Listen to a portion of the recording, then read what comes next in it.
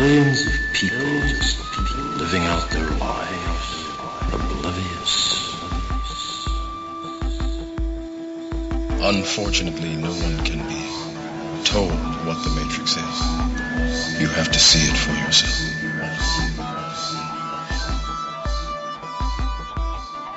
There's something wrong. There's something wrong. You don't know what it is. You don't know what it's there. Like a splinter, driving you mad.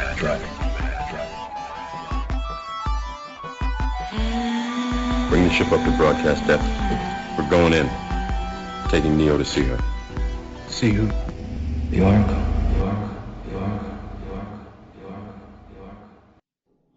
Welcome aboard, everybody. We're happy you could join us for another round of what we consider mind-altering, mind-expanding discussions. I'm James Sangster, founder of Houston Ghost Research. HGR is a spiritual crisis intervention and paranormal investigation group in the Houston area. I'm also the author of Help, I'm Haunted, Dealing with Ghosts, available on Amazon Kindle. We're joined by Keith Davis, as always, our co-host, partner in crime, and fellow intellectual and seeker of truth.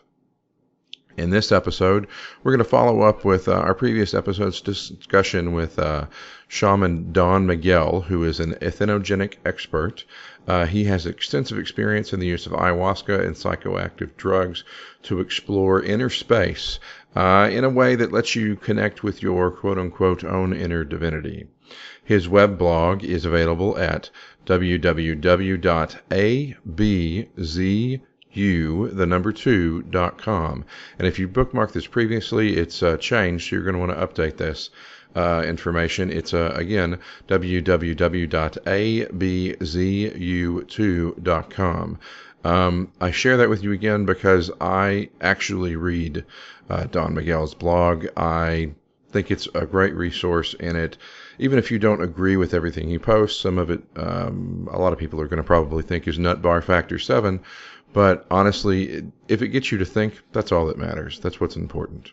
So we're going to jump into our next interview with Don Miguel. Let the enlightenment begin. So, Keith, did you get a chance to check out that article on shamanism that I sent over? I looked at it briefly. I did not get a chance to give it the full attention it deserved. Okay. Are you talking about the one from Vice? Yeah, the one from Vice talking about. I read that.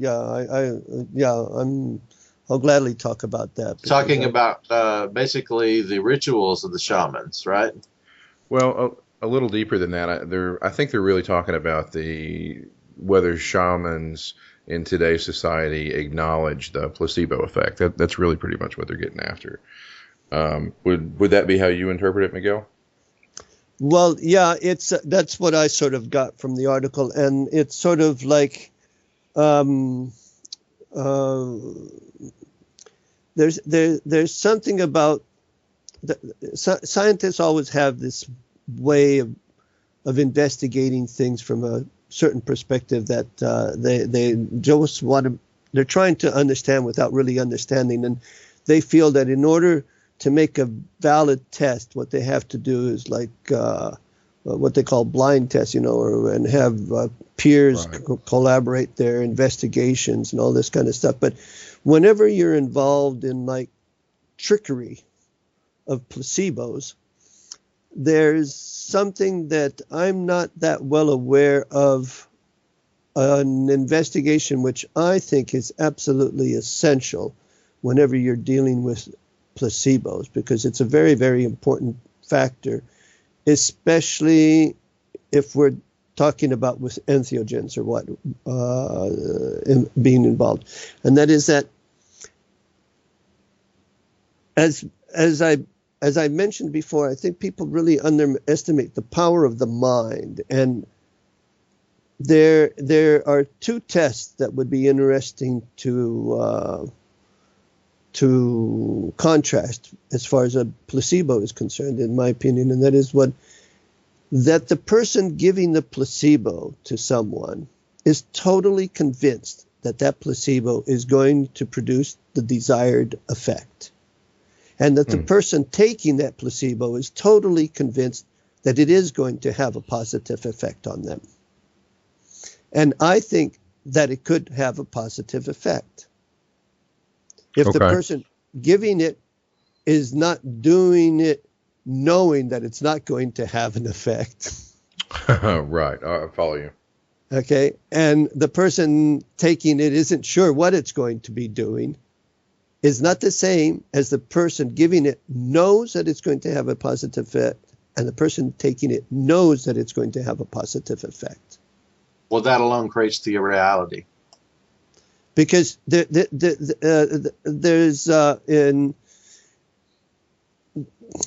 a gross misunderstanding about the power of the mind as far as conventional science is concerned, and it's starting to come through. There's a lot of interesting people doing a lot of very good investigations into this, and the power of thought, the power of emotions, and how these are electromagnetic energies that are affecting our heart, that are affecting our DNA. It's like producing frequencies that are producing the desired effect. And so, like, if you're going to have a test with whatever it is, a medication or whatever, that, you know, you're going to say, okay, we're going to give this guy a sugar-coated pill, and we're going to give this guy the real thing, knowing that you're fooling that person. I think I mean, I think it'd be an interesting test, a scientific test, to have somebody who's giving the sugar-coated pill totally convinced that it's going to produce the same effect as the real thing that's being given to the other guinea pig involved. Well, they did it wasn't an experiment, but they had a similar scenario in Talbot's book on the holographic theory, where they had a therapist who was adept. He specialized in placebos, and he was giving medication to this terminal cancer patient, saying that this placebo was this experimental drug that was very, very promising. And he knew, the therapist knew that it was just sugar water, essentially, right, or saline. But the patient did not. And the patient went from death's door to complete remission. Major tumors just completely melted away. Right. Well, here we go. That's exactly what I'm saying. You know, that person was convinced. But right. I think what would be interesting is to have an experiment where the same thing, that the person who is taking it is, you know, convinced that this is going to cure him or have this desired effect. This is one factor, but the other one is that the person administrating this placebo has the same conviction. And it gets interesting. His story goes a little further. It actually goes into where you're talking about, I think. Okay. Well, the therapist always understands it's a placebo. The therapist knows what's going on, but I wonder, Miguel, and this is sort of said in humor, but I wonder if we don't already have that experiment going on with modern day pharmaceuticals and doctors. Doctors are completely convinced that this stuff works and does what it says it does. Well, okay, you're backing up with what I was just saying. You know, I thought you were going to tell me a different story. You know, it's exactly. You know, they feel that this is part of the creative process. You know, the pharmaceuticals are in it for the money. I mean, let's get that clear. But you know, they're also in it like to produce an effect that they can get a buck off of. Well, what I thought he was going to tell you was the guy who went and they cured him, like you're talking about. He wanted to get a specific medicine. The doctor put him on it. The doctor actually, in this case, didn't even believe it to be that it was going to work, but he believed it. The patient believed it so much, it cured him. Well, it cured him. I believe that. Well, then he read on the news later, though, that it didn't work. And so he started going. Case. Oh, okay, that's the one I was thinking of. Yeah. Oh, yeah. No, I know that case. Yeah, and then ended up, you know, like having the complete adverse effect because he lost faith in his belief.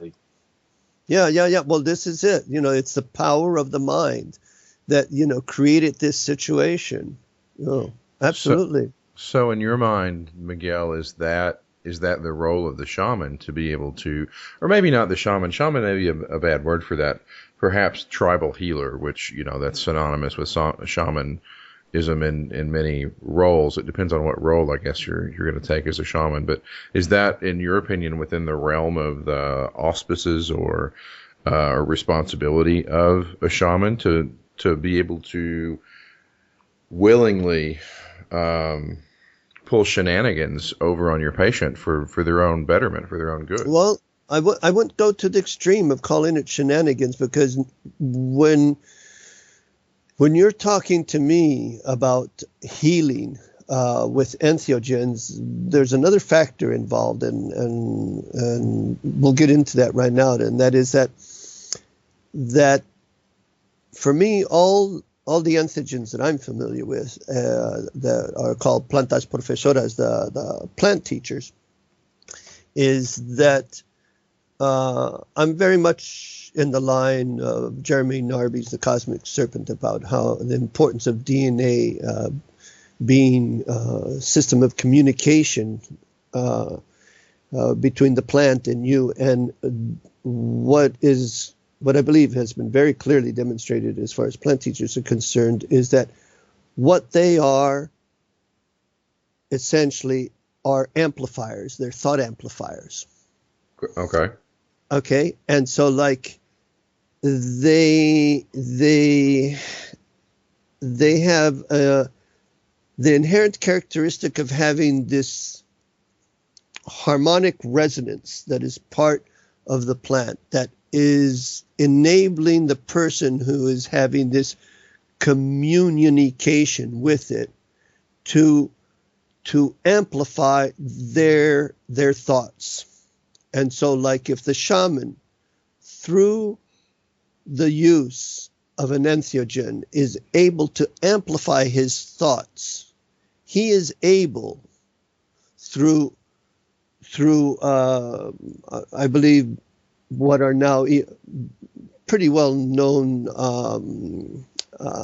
principles behind DNA, that are able to transmit at distance changes in the DNA of the one that intention is being focused on.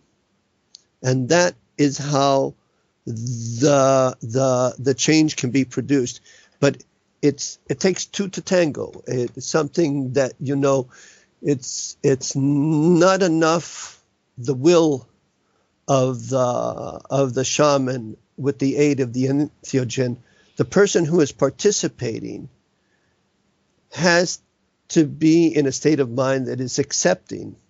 Remember we had talked Absolutely. about, like to trust in the process and surrender to it. If you offer any resistance whatsoever to it, you're not going to have the same beneficial effect, is in my opinion about it. Sure, I think that probably goes hand in hand with being able to, as I would call it, from my perspective, engage the belief system. If they don't have that level of trust and assurity that it's going to work, they're not going to be able to fully engage their own belief systems. And worst of all, if they have fear, if they have any fear of the process, it's like a brick wall. It's just blocking the whole process, and doesn't matter how good the intentions are and how powerful the energy is. They're like producing a big block there that is not going to get across to them. It's like it's a two-way thing. The majority of the shamanic rituals are usually called there's many different kinds, so I'm just generalizing, but the majority of them are called works, trabajos. And this is something that you have someone or a group of people leading the work, but the work is by those who are participating as well. If you're not participating along with the group of shamans or the shaman or the people behind the force of the entheogens, you don't benefit as much as if it's not a question of just laying back and saying, oh, what a groovy time. No. You have to be participating with intention. You have to be participating with a centering and a focus, which is not a focus of zooming in, but a focus of like centering. You know what I mean? Right. It's interesting that you bring up fear as well. I'm rather adept and learned in the study of hypnosis and hypnotic states and how all that stuff works. And fear plays a large role in inhibiting somebody from being able to do the work in the hypnotic realms as well. No, absolutely. If the hypnotist doesn't engage and purge the client of any fear they have, even if they don't want to talk about it, if you don't allay those fears, no work will be able to manifest at all. It's that's the only problem I've ever had getting somebody to be able to go under, is if we haven't engaged or identified some lingering fear that they've got that keeps them from going under. Yeah, and some people have fears that are very, very deep. They're like very hidden. Absolutely. And they're like not even visible to themselves, I believe. And like those are the ones that are really in the shamanic work. I've had a couple of situations, very few, fortunately, that, I've come across, that are like real surprised because, as I explained, the normal process is that when you partake in this communication with the plant, that it has this harmony that it is trying to communicate with you. And so like whatever, and at whatever level you have any disharmony, any blockage, it's going to go straight to it in order to break it open so that it can flow properly through you and through your consciousness. And like those people that have these very, very deep and very hidden fears that aren't being manifested, but with the contact with the plant, it starts to break up. Those are the people that, like usually have like a hard time. They go through they go through very difficult process of clearing, and so they require like a lot of special work. They need very special attention, and the difficulty involved basically is that free will is sacred, and so like you can't force anybody to do anything. You have to deal with them in a very, very gentle way, but they have to allow you to. And if they don't allow you to, this is where sometimes you get into very sticky wickets there. It's a difficult situation because you can't force anything, but you have to help them as best as you can to break that blockage that is within them. That, like I said, I think many times they're not even aware of it. It's like there's different scenarios that occur, but I think the process is very good for them because it loosens them up. The great thing about the shamanic experience is that there's a lot of people who are like a good American phrase, are uptight. Yeah. They're uptight. They're like tightly wound. They're like really like dense. They're like very stuck in. I think that's a very accurate description of most of us. They're very stuck in a certain thought form, and so like sometimes I see these people that I have to be very careful with. That I see that like wow, like these are the kind of people that I feel that they need dynamite. They don't need like just a little push or no, they need dynamite. And like this is what happens to some people. I mean, I've gone personally through some of these dynamite experiences where like like you just need to like get your whole body loosened up, like all the particles, all the atoms just have to be like loosened up, blown apart, and then come back down together again. And this is something that happens quite often in a lot of shamanic rituals, is that people go through these really strong experiences where you feel like completely like blown apart, knocked down, and it's necessary. It's part of the process of like getting rid of all these elements that are holding you down, that are like energy vampires. Yeah, it's like it's somebody who hasn't walked for a year or something. Getting them up and taking them for a walk the first time, it's going to be a little painful, but after they get used to it, it just comes naturally. So this happens on the shamanic rituals quite often. That like people just need to be like really like blown apart to loosen them up and open them up to these energies that are trying to get to them. That you have to be very open. And open from, like I mentioned before, which is really, really important, and a lot of people lose that point, and that it's to do it from a perspective of being humble. You have so many of these people who have been for years involved in all these process, and I feel a lot of times that they just haven't gotten off square one. They just keep repeating over and over and over the same things, and they haven't learned to really, really contact the most important aspect of these rituals, which is to be in total contact with unconditional love. And they just there's too much head scenarios going on, and there's that head heart connection that has to be reinforced, and too much lovey-dovey heart is no good, and too much running around in the brain is not good. It's a real honest to goodness alignment, and it's a fine tuning that's not all that easy for a lot of people. It's like it's a lifetime effort for many people who have been on spiritual paths for a long time. And to be humble about it is.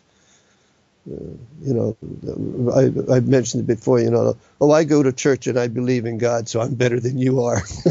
Right. All we those usually preconceived. Sorry, go ahead. I was just going to say, we often call people that he's referring to that haven't had these experiences in a while, like I said, spiritual atrophy. We often refer to them as people who have just been asleep for a long time, and it's like a waking up process for them. yeah, it's funny because it's not a nice thing to say, but there's some children that are born that they look like they're asleep, and they go through life in the same sleepness, and they die asleep. Like there's these people who just never wake up. It seems like exactly. Yeah. It's like they go through their whole life sleepwalking. They think they're awake, but they're just like, I forget who said it, but somebody said most people go to the graves with their song still in them. I like that one. Yeah. That's nice. That's good. Yeah. Yeah, it's everybody taking the status quo for granted and not having the curiosity or spirit, or maybe even its courage to question what if, or take the road less traveled, as Robert Frost said. That makes all the difference. Well, I think there's we were talking a little bit on the social level last time, but there's a great awakening going on many, many, many levels, not only politically and economically, but spiritually. That is, I think internet is contributing a great deal to this awakening process. It's like wonderful that you and I can be talking about these things in cyberspace, and other people like coming in and listening to it and getting this contact. It's just wonderful, and it's happening on many, many levels, which have to deal with the ineffable. Like this communication on a non-verbal level as well, in which internet cyberspace is contributing to a great deal. There's a lot of good intentions being spread around, and there's I very strongly believe that like we are surrounded by many advanced beings that are here now to help us in this process, which is part And the of more us. we do it, the more it grows, I believe. Absolutely. Yeah. No, and it's spreading, it's like more and more people are becoming aware, and the important thing is to pay attention to how you're reacting to like what's going on, and not get caught up in all this doomsday scenario and like transhumanist agenda, and I don't know if you heard recently about this absolutely insane scenario about nano robots for the brain that will connect you to the cloud. Yep. Have you heard about this? Yes. My dad unfortunately focuses on all this kind of negative stuff you're talking about. And while I think it's good to know, I've tried to tell him you cannot focus on that, because you're just adding to it, and you're contributing to it by focusing on it. Yeah, no, this is insane. I mean, these are people who have totally lost contact of reality, like believing that we need some microchip in our brain, like to connect to our computers, and it's going to make us any smarter. Or, it's like evidently people who must not believe in consciousness is all I can think about. It's like they feel that this type of technology is going to make us more advanced. This is absurd. They're just fixated on their level of reality, the only level they can perceive in their limited perception. And the conspiracy theorists look at it and say, oh, that's just a way for them to control us. And they got a little charge in there that they, whether it's true or not, they're going to think these things, Yeah. Well, there's a lot of strange scenarios, but all this, I think, is going to start. It's a process in which some people believe this is the future, and I think this is. I hope I'm right. I think this is a very short-lived future, because what's going to really, really change consciousness on this planet is like when we really all en masse, without exception on this planet, really start getting into this heart connection, of being integrated into the planet, of like being really aware of like what's going on, and not thinking that we know what's going on, but really know, on that non-verbal knowingness level. It's something that is affecting our DNA on a global level right now as we speak. We go through space all the time, through different locations in space. And there's a lot of energies that are impinging upon this planet now that are having a definite effect at distance on our DNA, without question. So I've heard of that. So how does that relate to the concept you brought up earlier with ascension? What is that the process you're describing, or what does that mean? Yes, it is. In a sense, ascension is like it's a big word that it's a big buzzword that has been going on now for some time, and everybody has their two bits about what ascension is, and it's something I've been studying now for quite some time, and my take on it is that I don't think anybody really knows what it's all going to be about, but I have no doubt that it is occurring, and that it's going to produce a monumental change in humanity, that the age that we are going into will be called the age of miracles and the age of magic. But all the things that have been on this planet that have been considered as, and I hope you guys from the CIA, Homeland Security, and NSA are listening to me now, because this goes for you guys too. But everything that is considered as being secret, everything that is occult, all these mysteries, all this will be revealed, and you don't need to break into any bank to get the secret code. It's just going to be part of our consciousness, and this is something that I believe we're getting to the end of the tunnel on this one, and I feel very strongly that there are many entities, the Illuminati, the Archons, whatever you want to call them, that are aware of this. But it's a real.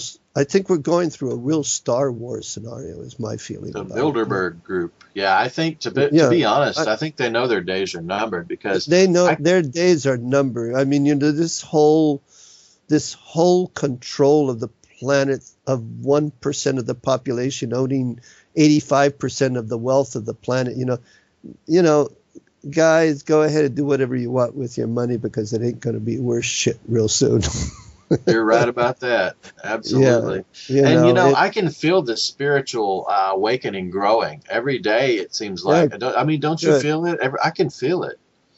Yeah. No. I'm very, very much involved in this. So I mean, like I notice it in my rituals. I already, like, towards the end of last year, I don't know if it was because of the 2012 thing or something, but like I started noticing like a qualitative change in the energies that were being contacted. I felt that there was like a real contact going on. I feel that, right.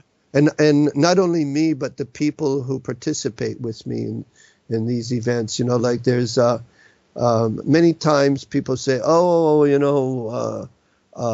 didn't hallucinate or anything. And I said, what do you care? They're not here to hallucinate, but exactly. but I felt great. And I said, okay, here we go. That's more like it. That's more important. Yeah. This is it. Like I really feel at one, I really feel great, like I really have this tremendous loving feeling. And I said, forget about the special effects, like it's not important. Well, it's like, and I had something I want to ask you specifically since it's on the topic of this. What we're talking about is, using these to heal with is the whole point. I have a lot of healing I need to do. Now, I ordered this kratom powder. Do you have any experience with that at all? Is that something you consider a healing plant? Pardon me, what powder? It's called a kratom. Kratom, and I know it's a plant, and I just wondered if you had any experience with that specific plant. I wish I had the scientific name for the plant. I know what you're talking about, but no, not too much. But okay. There's I don't have any experience with that one, but I know what you're talking about. But okay.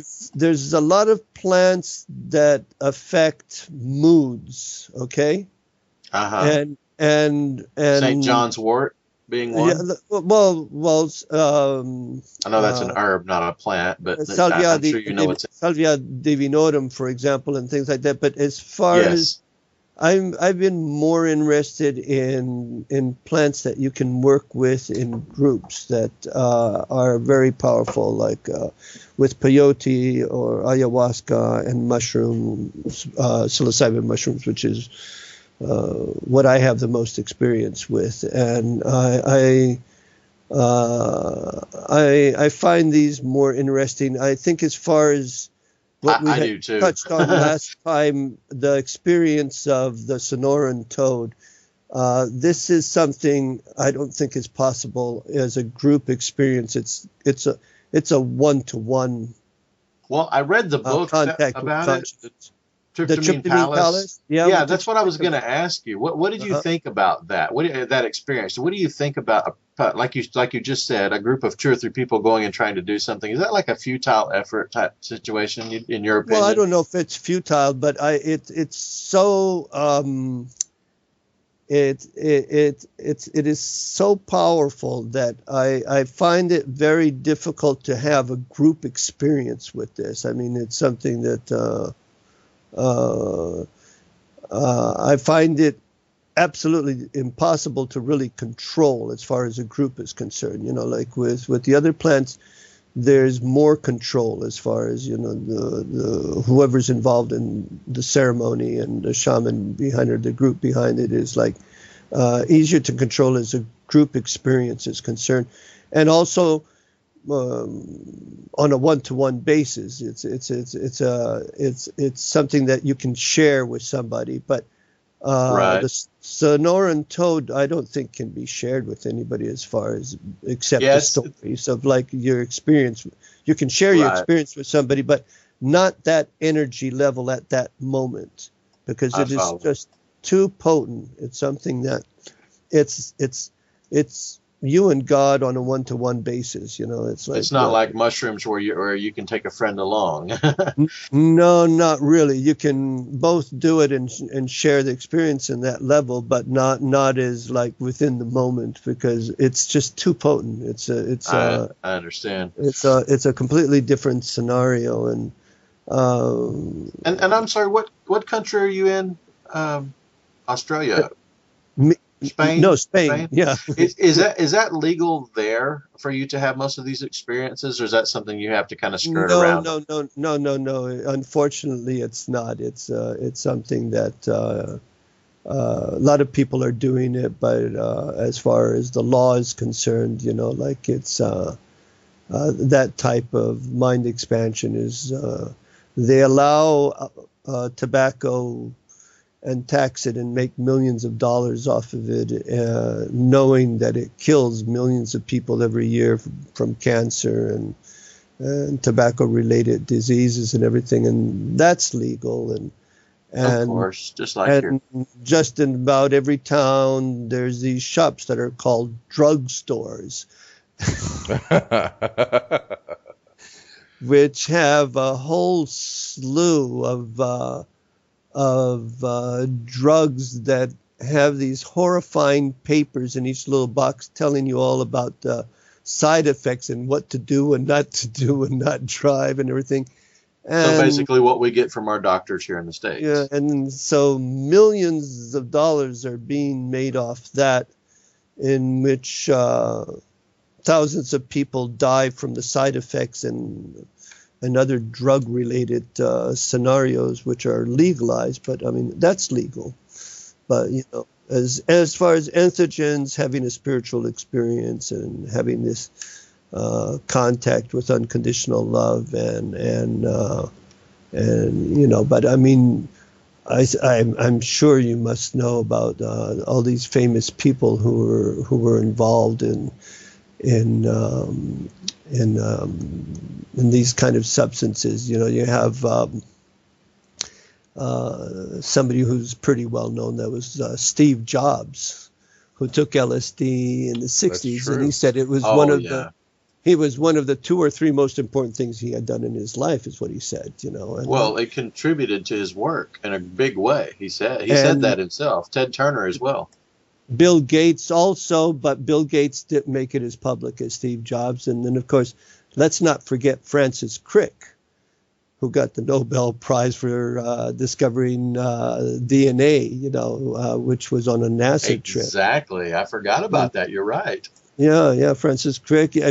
Well, he was quite a guy. I mean, he was totally in love with LSD, and he started manufacturing it on like an industrial scale, and just started giving it out to all of his friends. He was doing it for business, you know, like it wasn't his economic reasons. He just was so totally in love with it, and basically every musical finally group you've ever heard of. he got busted, but you know, he was a Nobel prize winner, and they said, "Look, Francis, you know, we really can't go on making acid, buddy." You know? They didn't go back and strip him of his prize or anything, did they? No. They said, you know, cool it, you know, like do it for yourself, but you know, like quit giving it out in industrial quantities to all your friends, you know. But you have lots of people, John Lilly also, who did all this investigation into communication, interspecies communication with dolphins. You know, he did a lot of work with dolphins, trying to communicate with dolphin. John Lilly, isn't he the inventor of the isolation tank as well? Or am I thinking of somebody else?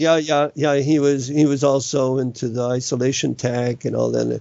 And Graham Hancock, who's you know, a very, very lucid writer, and he continues being involved in ayahuasca ceremonies. And you know, people think, oh, you're going to take drugs, you're going to freak out, and you're going to like be flipped out and spaced out. I mean, we're talking about people who Oh man, and we're talking about people like Steve Jobs and normal Francis people. Crick, a Nobel Prize, normal people, according to society, as far as society knows. But those names you mentioned, those people, their readings have been so important. They're not nuts, and you can add to that list Terence McKenna. No, but this is we touched on this before. That I've had conversation with other shamans, and like when you have lots of experience with the entheogens, like you obtain this lucidity, this knowingness that you're just right. Like you have a feeling of rightness. It's a level of nonverbal communication that you just know. You don't know why you know, but you know, and there's a clarity in your actions and a clarity in your thought, and like a knowingness that comes through these type of experiences. And here we are talking about some very famous people, Nobel Prize winners, and people who have been very successful in the business community, like Bill Gates, and the richest man in the world, and Steve Jobs. Obviously there's something to it. Like these aren't just local yokels, like flipping out. Right. Well, I had another question related to that. When you're talking about shamans and other shamans, I'm just curious, and I think I know the answer to this, but I want to hear your response. Have you ever been around another shaman without knowing initially he was or she was another shaman, and later figured it out? I mean, have you sensed it, is what I'm getting at? Well, they all have their union cards, man. I mean, they know each other from the union meetings. I would think. Well, you could no, sense that's a good question, but no, I haven't, because usually I've known that they were, and it's because I've participated in ceremonies with them, or because of one thing or another, or they're like well-known personalities. But like as far as any, but like shamans, shamans are like everybody. There's like a million different types of shamans, and they're all different types of guys. There's some that are, into Hollywood, and there's other guys, that are really quiet types that don't say anything, that like have a different energy to them. There's all kinds. But each one has their thing to it, and I like to be friendly and with a lot of these guys, but a lot of them like who is this guy, because I'm famous, you're not, type of scenario. And I say, okay, like you didn't bring your union card. Yeah. Like there's this kind of rivalry sometimes. Well, they would remember if you grew a really, really long mustache and put beads in it or something, and wore like a weird hat. Your hat looks fairly normal, but you got to go really weirdly before they really remember you by your look. No, if you saw me in the street, the only thing that would be outstanding is my long hair. I have like quite long hair that's goes down my back. I have a question on that. I want your theory. My dad was reading something about hair, and there's references in the Bible to long hair, and he said, you know what, I'm going to grow my hair back out, because I've read so much about hair that if you let your hair grow out, that there's some kind of benefit to that. There is. Yeah, actually, especially in India, they have they've done actually research with that, and the Knights Templars and had very long hair, and there's certain spiritual considerations that are documented, and I came across something that I'm planning on posting on my blog about hair, actually, because it's very interesting. I'll post it and send you the link to it. And it's the spiritual nature of hair. It's something that it's like feelers. It has a certain energy to it. Yeah, that's what he was telling me. That's and when somebody gets punished, what's the first thing they do is they shave off their hair. That's right. And that Last Samurai, that cut off the samurai's top knot. Yeah. That's their control over that person, is to cut your hair. Like when you go in the military, first thing you do, like a crew cut. Yeah. Maybe that's your antenna. That's for your brain. You need a certain length to be effective. Yeah, maybe that was what guides you to the universal consciousness. You can't pick up on that without your hair, and you can't have that in the military. They don't want you thinking on your own. Well, in Avatar, that's how they did it. No. I had an army. I did my military service in Spain, and I had an army sergeant, that one of these really hardcore guys. He went into the army when he was 16. He had to get permission from his parents to join the army. Wow. He was really hardcore, and this guy was I want to say this with kind words, but he was a complete idiot. Lovingly, you're an idiot. Yeah. And he said, the Army's the absolute best organization in the world, because they feed you, they clothe you, they give you a place to live, and all you have to do is just shut up and obey. And give up all your personal freedom. And he thought that was absolutely great. He thought that was just really great. I mean, I'm tempted to say good for him, but he's delusional in my opinion. But in his opinion, he's not. No. And then, he was totally convinced. But the problem with these type of guys is that, I think, there's something I always like to say is that, and I meant to say it at the very beginning of this conversation, because I'm a very strong believer in what I'm going to say, is that my perception of reality is my perception of reality.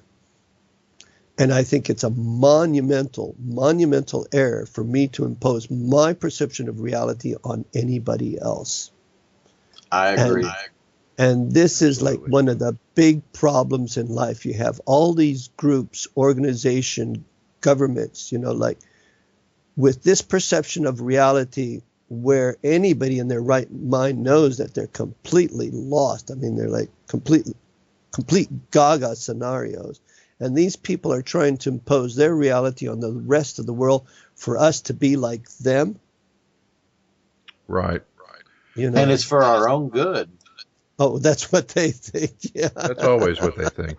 That's one of my frustrations with politics today too, on both the left and the right. They're trying to impose their belief systems on you instead of just leaving you to your own. Well, but this happens our parents always tried to. I was always a bit. I was always a little bit different, and this was very frustrating for my mother in particular.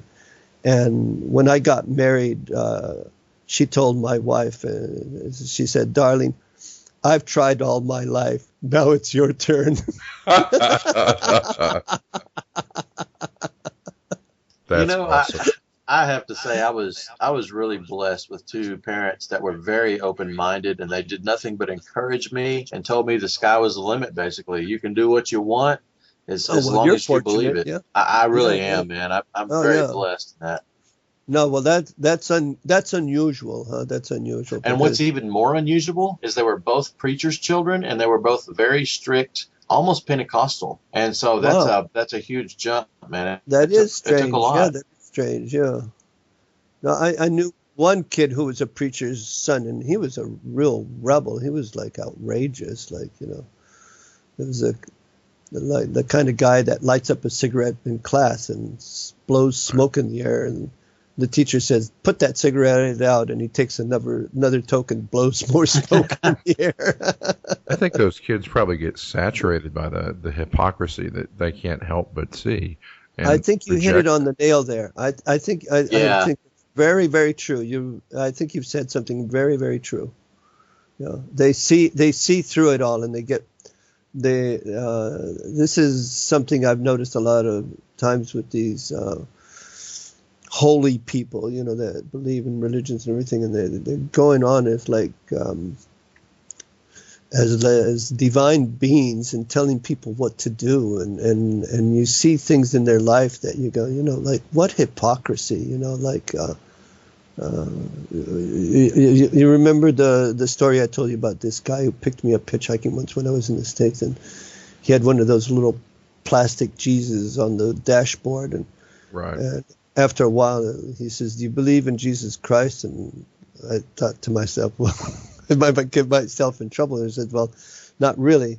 And he stops the car and makes me get out of the car because I didn't believe in Christ. I said, what a Christian act, man. What's really, that's so sad, because even if he believed what he proclaimed to believe, he would have tried to convert you, I would have thought, not kicked you out. Yeah, I get. Yeah, I don't know, but it's this confusion a lot of people have on these subjects that they believe that belief is enough, and it's not belief is enough. That it's action. Right. It's action. It's action. Don't tell me how holy you are and what a Christian you are. Show it to me. Right. I want to see it. And I'm a very spiritual person, but I would never call myself a religious person. I have my beliefs. And this, my daughter comes to me asking me, what's true? Is this true? Is that true? And I say, I'm going to be honest with you. I would prefer that you have your own spiritual journey. I'll guide you. My father will guide you. He's a very spiritual man. But that's ultimately something you're going to have to choose on your own as you get older. Well, it's very wise. I think that's wonderful. That's definitely the way to go. Instead of, telling people what to do all the time. It's just. And I don't want that responsibility. I mean, Yeah. It's her job to do that, I believe. I wish, everyone had that opportunity to not be what I consider brainwashed initially, no matter what religion they were in. They were brought up that way, so they think that's how it's supposed to be, and they were taught that all their life. So there's a lot of unlearning to be done there in some respects. Yeah, well, you're putting into practice one of my favorite quotes of Socrates, and he says, "I cannot teach anybody anything. I can only make them think." I love that. And I tried to put myself in that situation too. That after everything has been said in this conversation, my recommendation to anybody listening to this is that you don't believe a single word that I've said, but think about it, and through discernment, decide if there's anything true or not, but don't just believe things hook, line, and sinker. Think about it for yourself. This is important for people to understand. My favorite quote from Socrates is, "I drank what? I drink what? I drank what? Yeah. That sounds like a commercial." Well, yeah, a lot of people don't realize the history of Socrates. He made a really, really big show of submitting to the state's sentence of death by drinking hemlock, and he decided. Right. Yeah, he decided he was going to do it, but not after this. Not until he had this long speech about Yeah. So yeah, I'll probably cut that out because. So I don't know if I'm gonna. Sure. James, there was a movie that I saw a long time ago. I'm struggling with the name of it, but there was a man in it who may or may not have been Robin Williams, but there was a guy going to a university there, and this was a guy living in the basement of the university. He was very intelligent, used to go to Harvard, and this was Harvard, and he's going before the judge representing himself and all that, and the judge says, "You look to me like a bum," and he said, "Well, yeah, but bear in mind I'm a Harvard bum." But the point is, there was a phrase in this movie that I really, really would like to read word for word, but I'm just going to paraphrase it slightly. Basically, He said something similar to what Miguel said. He said, "I cannot tell you what to do. I have been your guide and your mentor, but ultimately you have to filter everything I've said through your own consciousness and your own convictions and do what your heart tells you to do." Absolutely.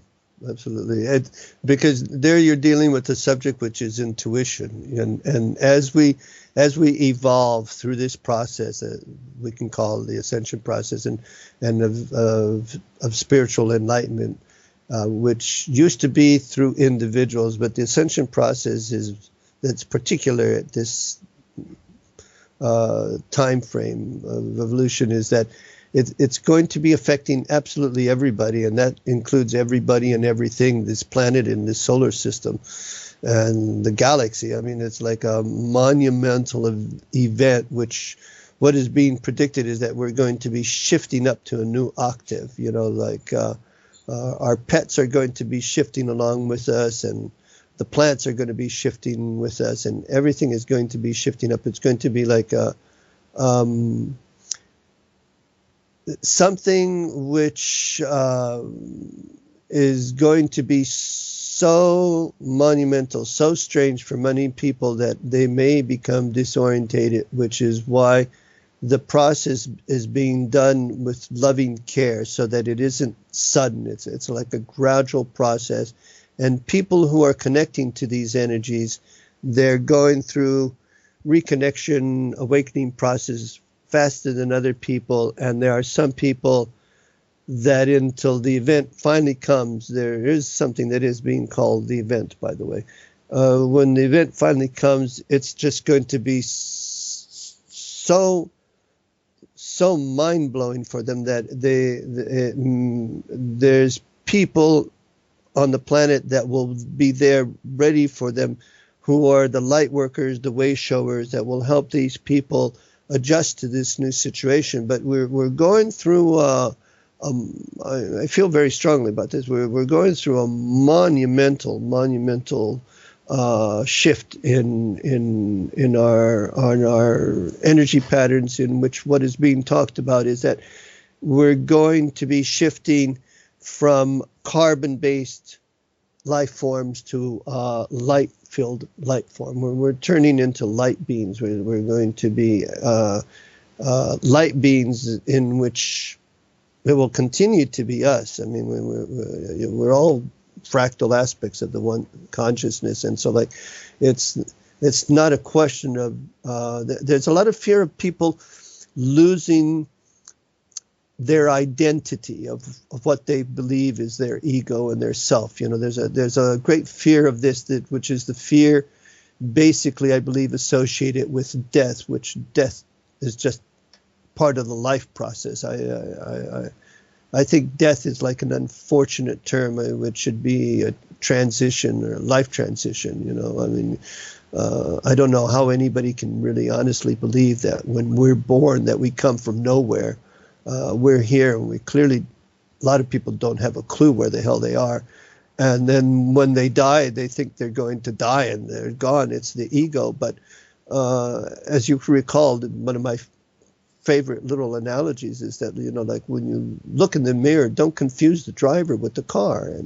And our body is that car. Our body is that vehicle of expression. We're all spiritual beings having this human being experience at this time together. We're all sharing this, each one in their way, and everything that is going on for a very specific reason. I really believe that we live in perfection, and to believe otherwise is just a flaw in our thinking. It's something that this is going to be corrected pretty soon en masse for the entire planet, and this is basically, in a nutshell, what this whole ascension process is about, as far as I'm concerned. But it's much more. We're going to end up with powers unknown to us, of like teleportation, of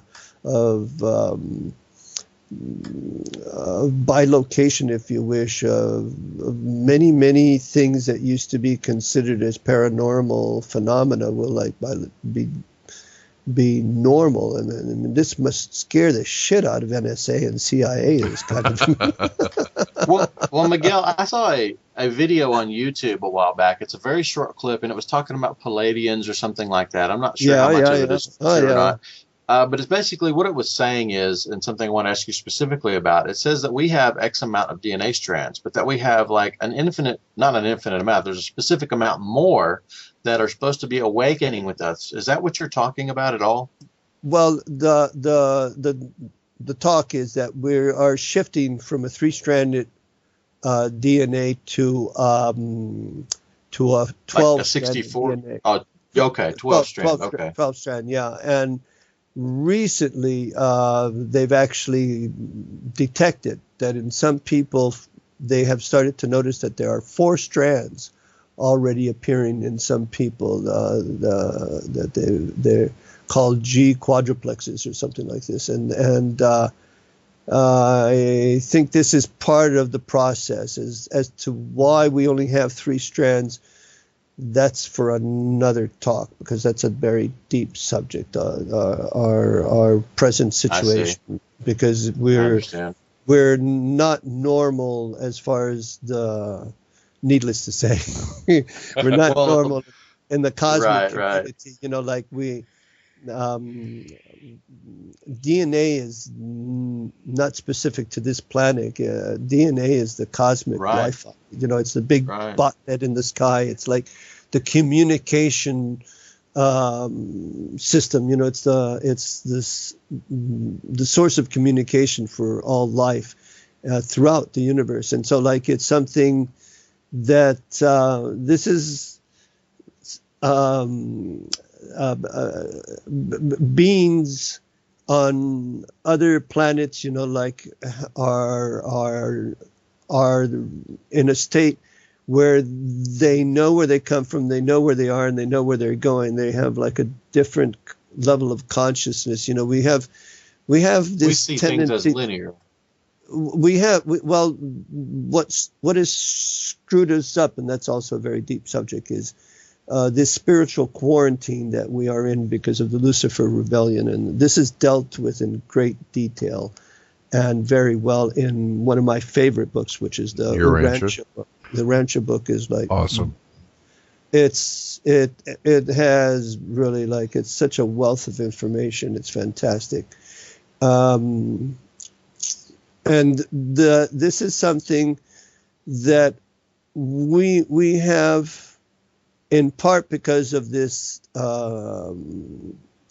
spiritual quarantine that is being lifted and we are getting out of, along with another scenario that's also a deep. I prefer to talk in generalities without going down deep rabbit holes, because there's so many things that I'm touching on that we can spend, you know, like hours on each one. But it's the whole thing about our present DNA, structure, which was, there's different theories on this one, and there's one guy that I particularly like more than the other one, but you must be familiar with Zecharia Sitchin, the Earth Chronicles. And the Anunnaki. Yep, absolutely. Very familiar with that. Studied a lot of that.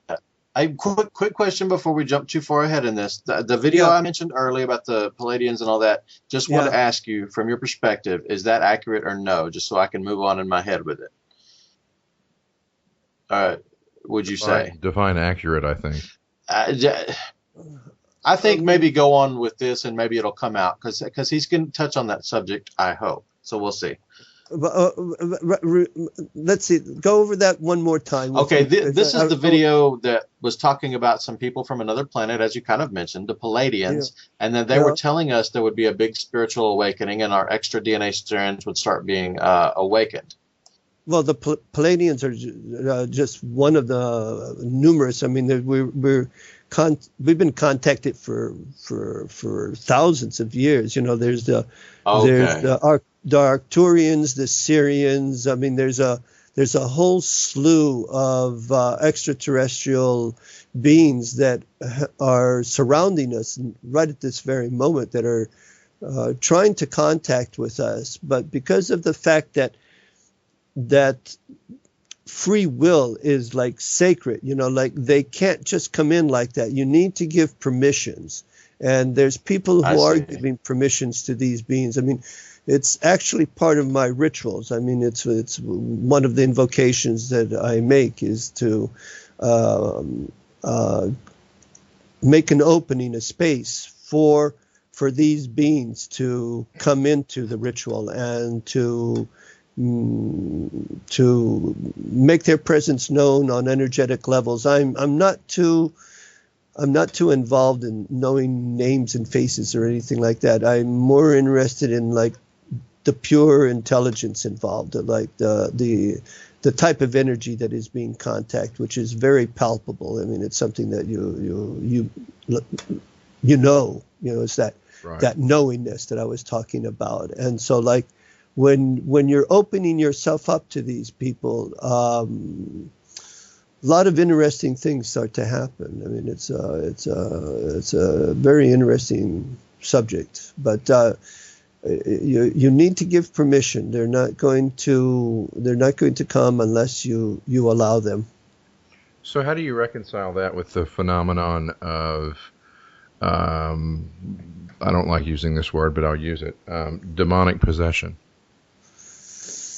Demonic possession to me is like something that's you're out of enlightenment. I like that word, enlightenment.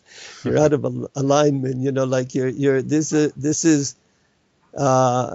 is something that you need to be within a certain frequency and a certain alignment, and that alignment is one of unconditional love and with truth, whatever that may be. Divine truth it's unquestionable, and it exists, and it's not for us to know but to experience. And like, if you're out of that alignment, then you are open to many scenarios which are being provoked by real entities. I don't know if you're familiar with the work of John Lash and the Archons. No, I'm not. Yeah, well, the Archons is it's almost difficult to talk about, but they're like, I don't know how to say this. Archons are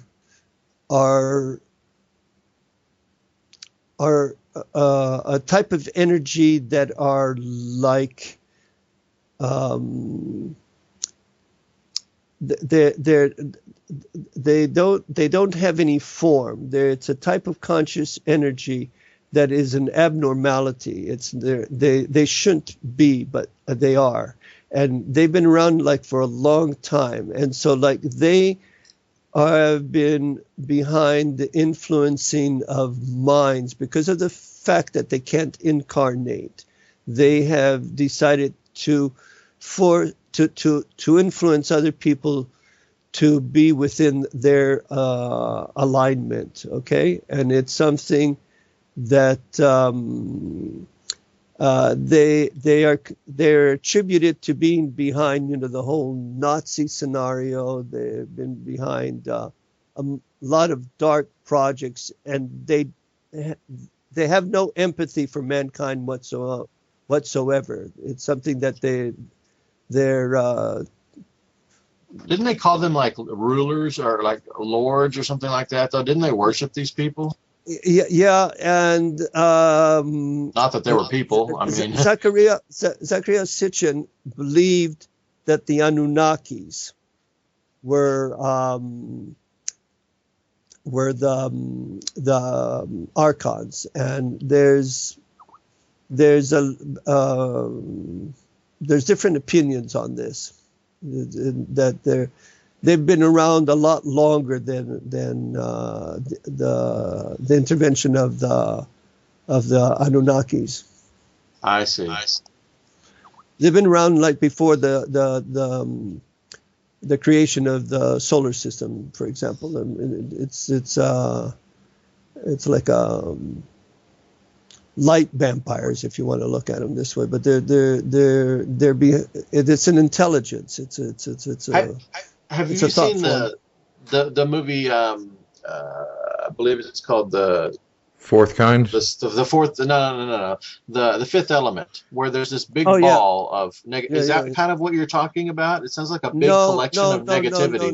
No. This is a completely different thing. It's like if you get on, I have it on my blog, but you can all over internet. If you look up John Lash and the Archons, he's really the expert as far as I'm concerned. He's the one who really deals with them. He's written books on them and everything, so it's he's the man. Yeah, I was actually, when you were describing the Archons, I immediately went to the Anunnaki in my head. I was wondering if that was the same sort of phenomenon, and I thought maybe Keith was going the same place I was going in my head, which is why I said Fourth Kind. Have you seen that movie, Miguel, The Fourth Kind? And if so, what's your opinion on that phenomenon? What was it? Remind me about the film. Let's see. I've probably seen it, but I can't place it right now. And I did catch where you were going, James, but I didn't want to steal your thunder there because I thought you were going to say that next. Gotcha. The Fourth Kind is this movie/documentary they do side by side with the theatrical version with on the screen with the actual captured footage, but they're talking about this alien abduction, quote unquote, phenomenon in Nome, Alaska. And they've got these really compelling recordings and video evidence of these entities talking in, I believe, Aramaic, proclaiming to be our gods and that sort of stuff. And it really makes me think of Anunnaki and Zecharia Sitchin's work, because the Sitchin described the Anunnaki as this very malevolent race, and that certainly seems to be the scenario that's going on in Nome, Alaska. And I thought the same thing when I saw it. No, I haven't heard that. No, I haven't heard that.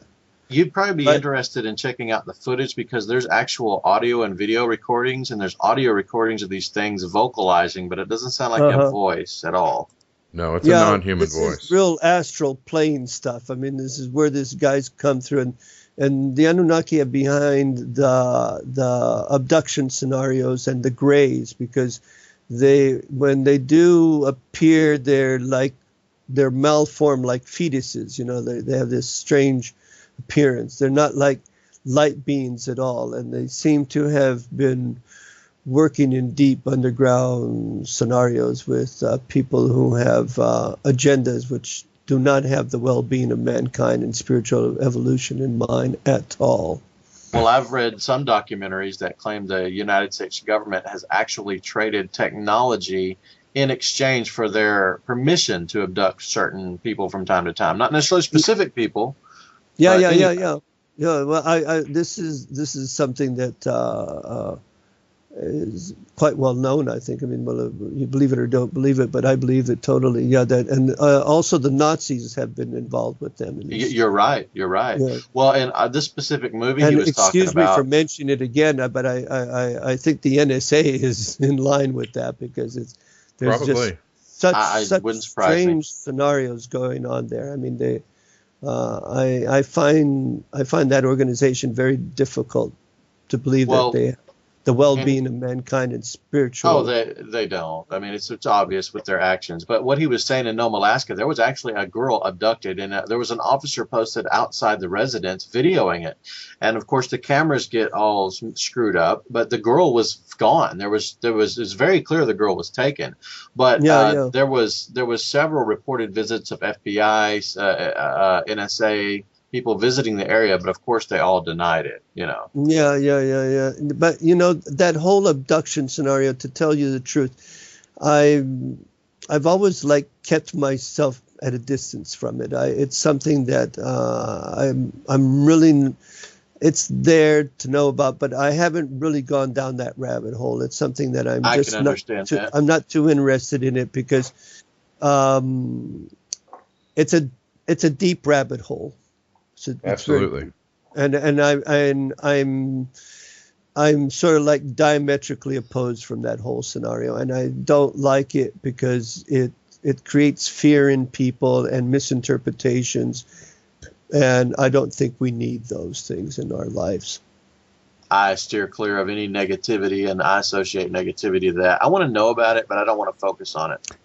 Exactly. It's not digging. It's not putting your head in the sand and pretending it's not there. I mean, whatever's there is there. But like all these things that are going on, I think it's good to be informed. But you have to be very careful about your reactions. You have to be very careful about how you feel about these people who are so out of alignment. You have to send them all your love and everything. It's something you really do.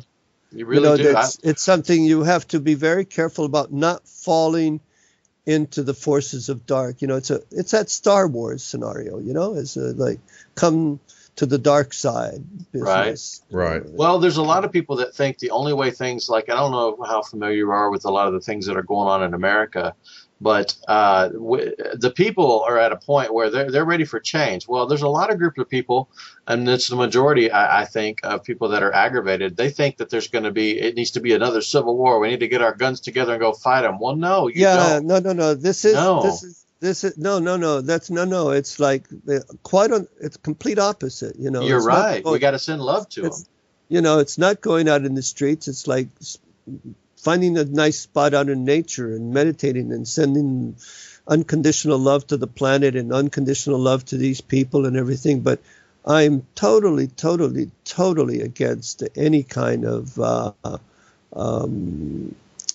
force, of any kind. I agree. It's except the force of light, because it only creates more. It's exactly how the archons are these mind parasites. That's what they feed off of.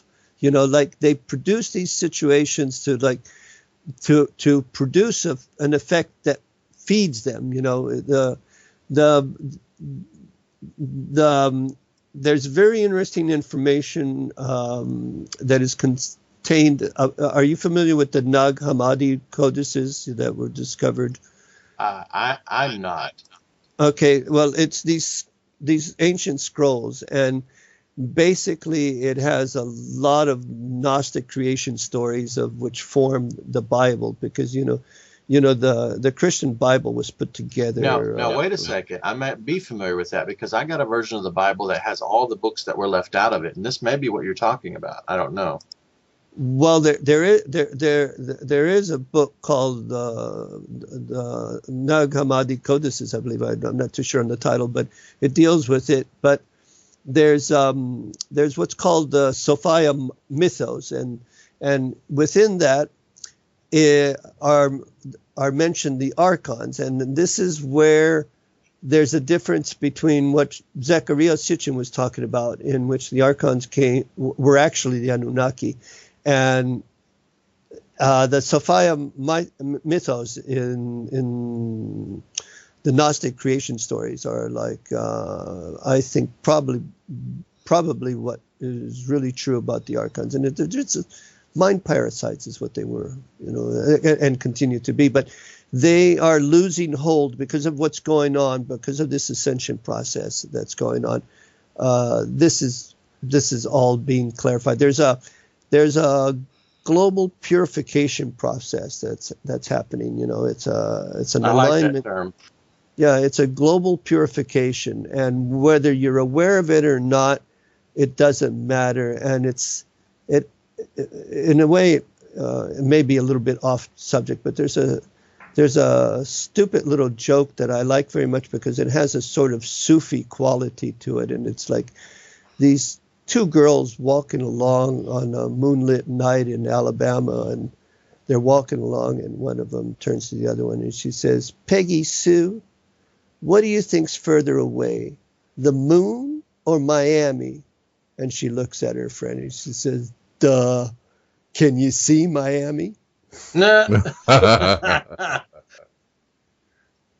Good point. I don't know if you know where I'm going with that stupid joke, but just like I got an idea. there's people who if they can't see it, they can't believe it. That's right.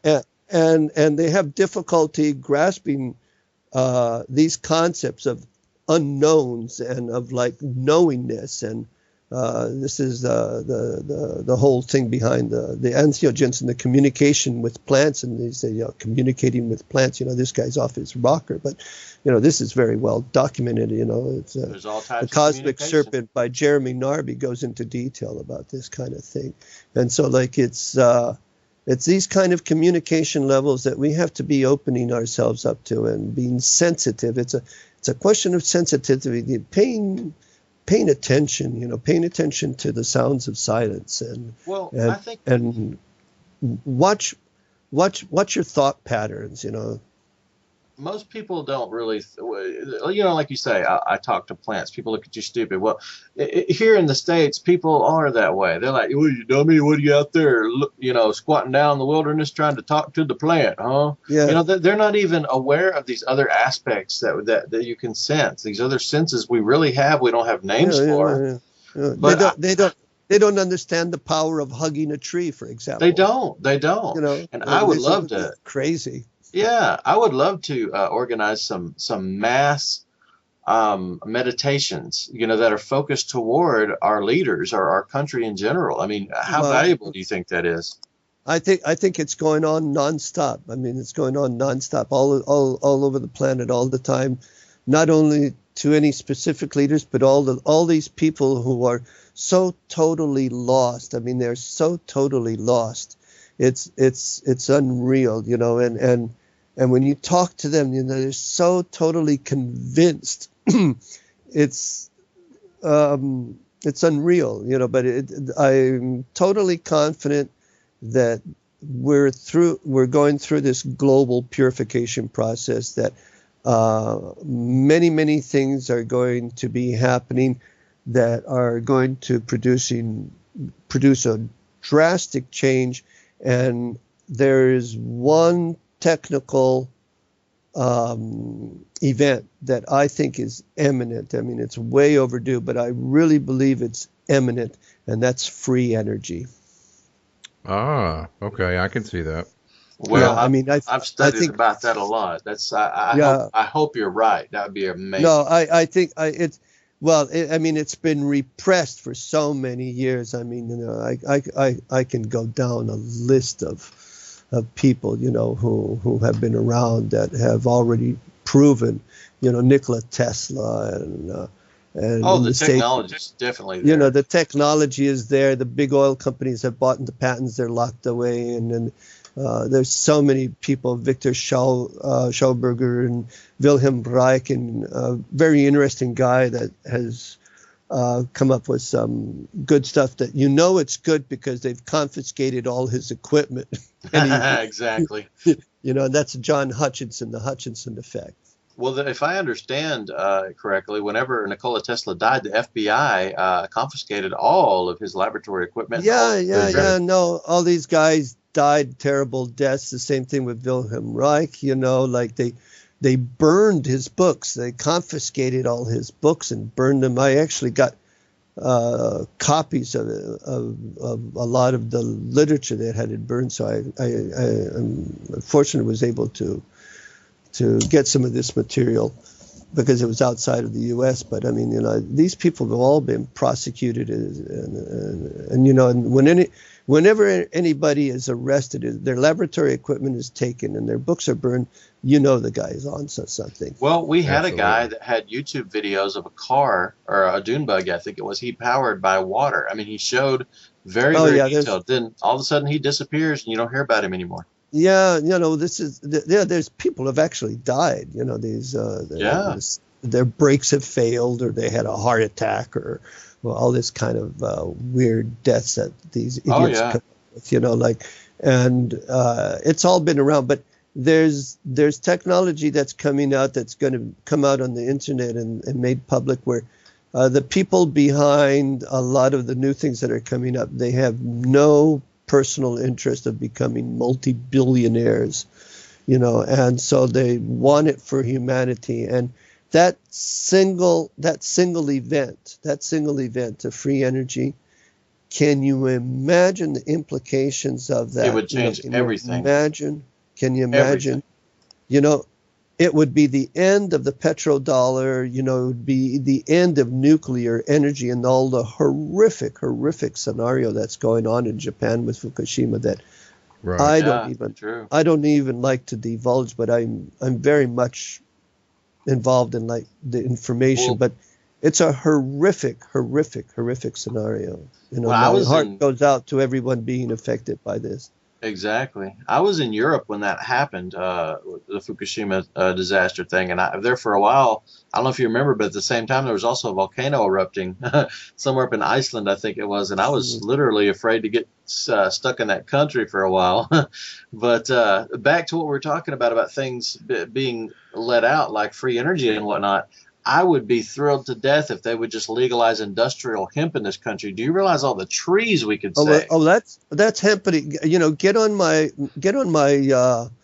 blog. In the search box, just put hemp, and there's a car that's already being manufactured, made completely out of hemp. I mean, we don't need to cut down all these trees, man. That's my biggest concern. Well, you need to. I don't want to go too much into that, but look up hemp because Americans in particular have to know what the hemp wars was all about, which was spearheaded by DuPont. Oh, no kidding. Yeah, like hemp was a major crop. Like there's so many things that you have to be careful, by the way, of associating hemp with marijuana. You're absolutely right. Two completely different. Yeah, they're similar, but the hemp doesn't have the THC, which a lot is of people don't know that. Yeah, there's 4 different actual types of hemp cannabis plants. Yeah, the whole thing about the whole legalization of cannabis was really like to repress the production of hemp, which was for many years, it was a major crop, like it grows under just about any condition, and you can get rope, fiber, textiles, and there's this company in Australia that is starting to make just about everything you can imagine out of it. It's a whole new industry, hemp, and the reason it was illegalized was for purely economical reasons. I mean, like pure has nothing. This whole evil weed paranoia that was thrown out. At the same time that tobacco was allowed. Know it's propaganda. This is ridiculous. But you have 2 states now that have legalized it. No, Colorado. Yes, Washington State and Colorado. Washington State and Colorado, yeah. For recreational use. And Colorado is the only state currently selling it. For recreational or medicinal use? Recreational use. In Colorado, January 1st, they began selling it to anyone that's over 21. So I can take my Texas ID, drive to Colorado, go to a dispensary, and get cannabis for recreational use. And if you come back to Texas, will you get busted? Yes. Absolutely. So you got to smoke it all before you cross the border. Correctamundo. It's actually a big thing with people trying to buy it and then get on planes, and you can't take it on planes, even in Colorado, because of not the FCC, but the who controls FAA. FAA regulations. But you could always mail it to yourself if you want to break a federal law. Oh, we don't want to do that, for God's sake. No, imagine getting busted for federal law. I mean, I think you go to jail for a long time. Yeah. No, it's ridiculous. I mean, the whole thing behind this is a paranoia that was totally political and economic, and you really need to know your history. You have to understand this whole scam that was propagated by the government. And I thought I understood it until you brought up Tupperware. Yeah, I didn't know DuPont was involved in that. I knew there was I know William Randolph Hearst in the whole journalism and newspapers. Yeah. No, but you need to learn your history book, and DuPont, huh? Yeah, no, because of nylon. I see. That makes sense. Yeah, that would be a big competitor for hemp fibers. They came up with fiber that But check out Yeah. the new things that are being done with hemp, and hemp cars. do that. Like they're biodegradable. And Well, the first car by Henry Ford was made out of hemp. exactly, that's true. That's true. Yeah, but it's not to be associated with THC bearing marijuana. You know, Correct. it's just Right, Smoke all the completely hemp different you want. animal. You're not going to Yeah. have THC in it. That's right.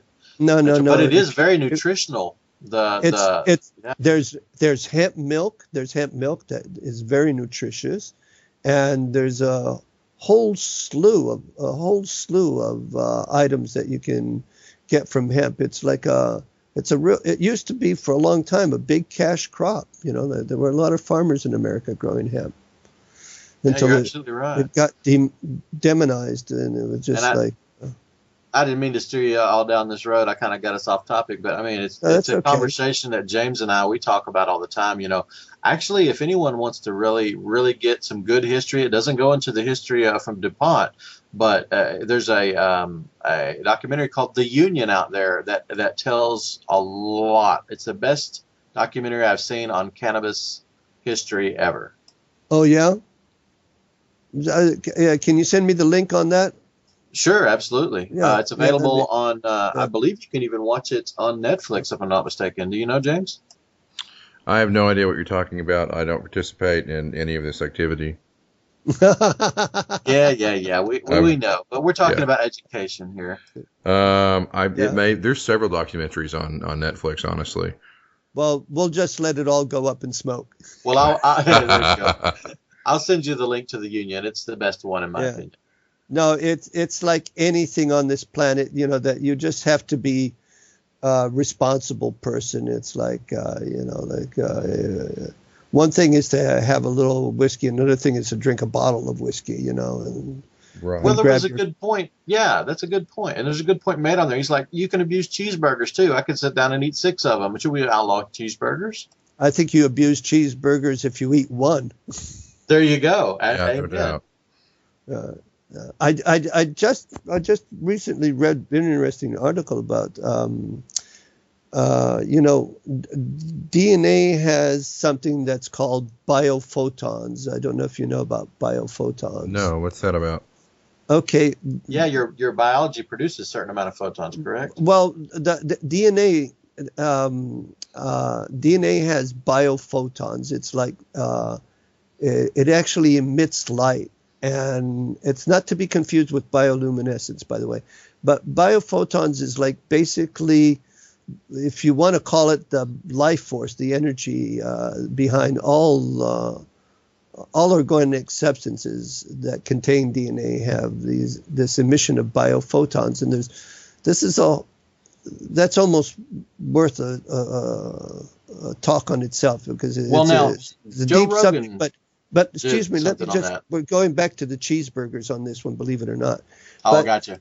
You know, all food that is like organically grown and is fresh is full of this light energy of the biophotons, and food that is processed and is dead food, as like your Big Mac and Burger King stuff that, you know, is like this mass produced stuff, this processed food. It's dead. It doesn't emit light, and this is almost the no problem. megahertz.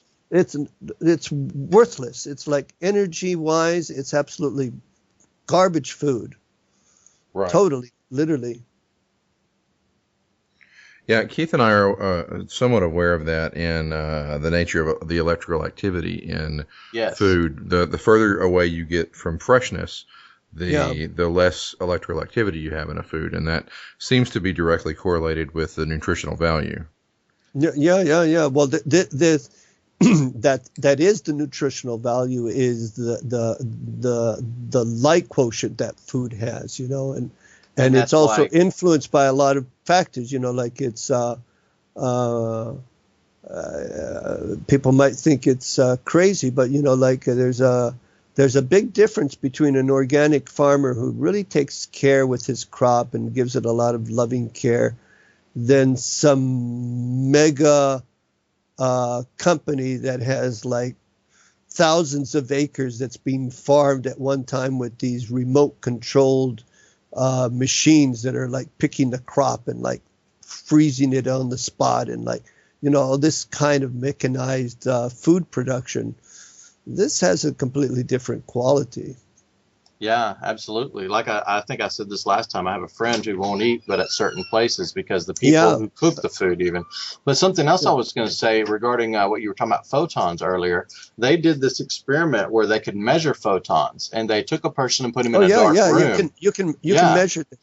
Yeah. And a Buddhist monk was able to actually create a lot of photons from centering his chi and directing it towards the machine. Absolutely. Yeah. Light is transmission of data. Anybody who works with optical fibers will know that. This is what we were talking about. This is getting back to entheogens. See, when we're talking about DNA and biophotons, we're talking about transmission of data. We're talking about how and what's really important about this is that biophotons are influenced by thought. This is something that because it's exactly what you're just talking about. It's exactly what you're just talking about, how he was able to meditate upon that food and it changed it. And you can actually measure this, it's they're ultra weak photon emissions of biological systems, and they're part of all the living cells of plants.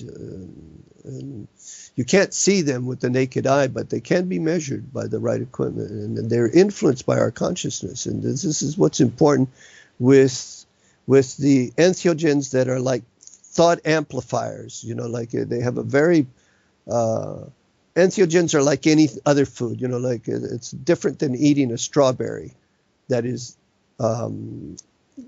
giving different elements to your body. But there are foods of the gods that's a title of one of Terence McKenna's book, which has a list of what he considers to be food of the gods. And food of the gods has that particularity that it's influenced by consciousness and it's a thought amplifier. And so light is transmission of data. Like and if you're focused in your heart and you're transmitting this and it's being amplified, what's the effect from this? And the effect is something that it's no use talking about it. You have to live it. You have to go through the experience. It's as something that you don't have to do it with entheogens. And don't get me wrong, but it can be done in many ways. It can be done through meditation. It can be done through strong intent of somebody who is a very focused person. It can be done in many ways, but this is the mechanism. The nitty-gritty comes down to how information is being transmitted, and that's through the biophotons of the DNA. Miguel, there was this documentary called "What the Bleep Do We Know," and they were showing they showed the different water and how they could even just tape the negative words onto the water and let it sit overnight. It would change the structure. That's Matsuro Emoto. I'm a big fan of his work. Oh, okay. Yeah, how he changes the crystalline quality of water and makes it pure in its original crystalline quality. And this is part of the work that I do as well, is the blessing of the water and changing the crystalline quality to that whenever I do this, I always send my blessings to all the water in the planet, because I feel that all the water is one.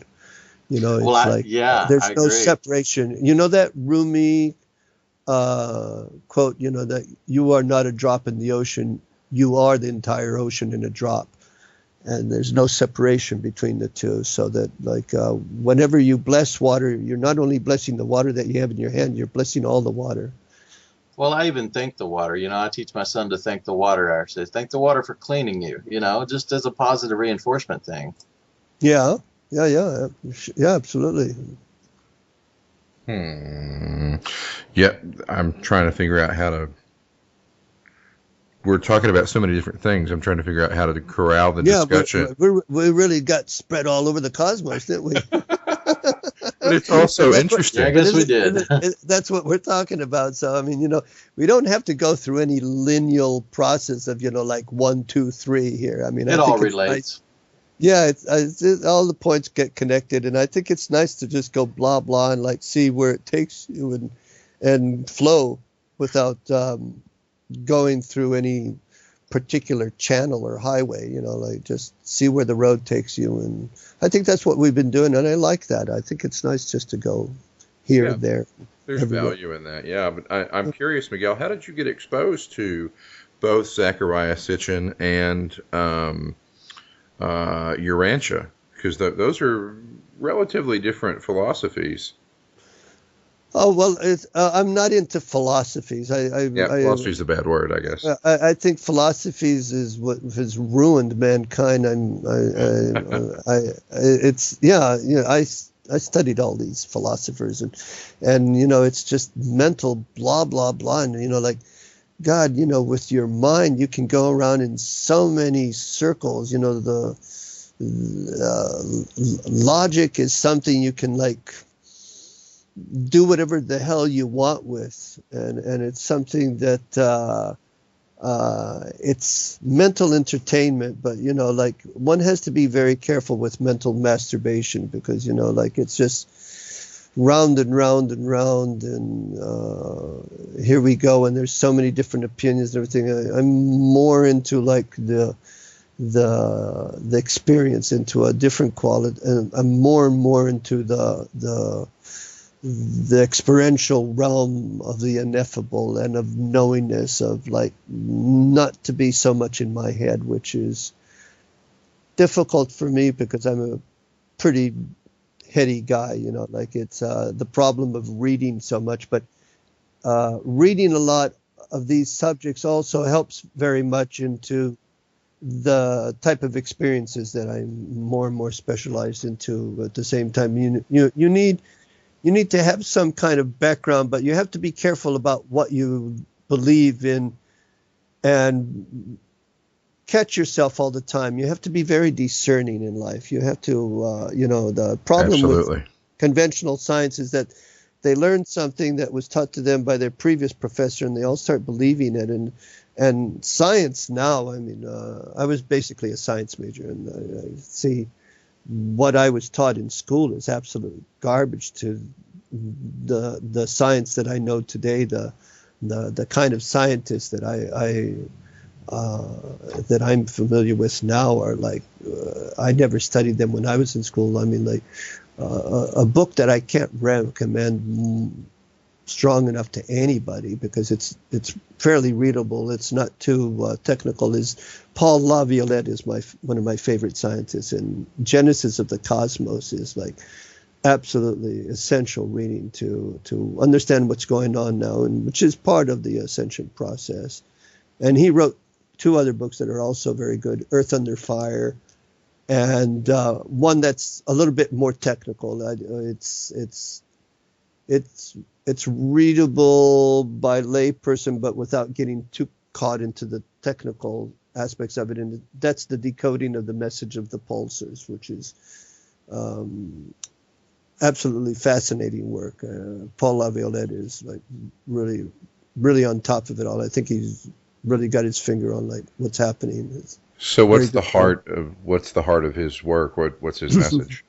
Well, that we're in very special times, and Genesis of the Cosmos is a fascinating study in which was basically like when you look at ancient history, like there's always these moments in time, like in Mesopotamia and with the Sumerians and other civilizations that there's no precursor to that civilization that could have led up to the knowledge that they had at that time. And especially with relationship to astronomy and mathematics. And it is so advanced. We always think of like antiquity as being a bunch of that we're the ones that are modern. When you look at history, like we're nowhere near as advanced as some of these ancient civilizations were concerned. And so they knew something that was going to occur in a future time, which is now.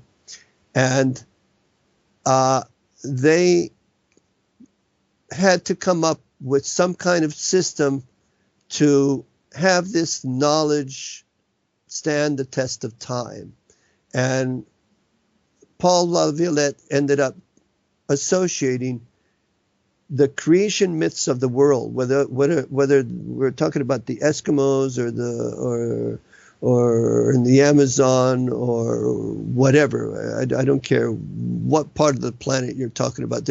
Everyone has these creation myths. And so like he was able to get different creation myths throughout the planet and find the common element to all of them, and discovered that these common elements he decoded them and found out that they were the same message behind decoding the tarot cards.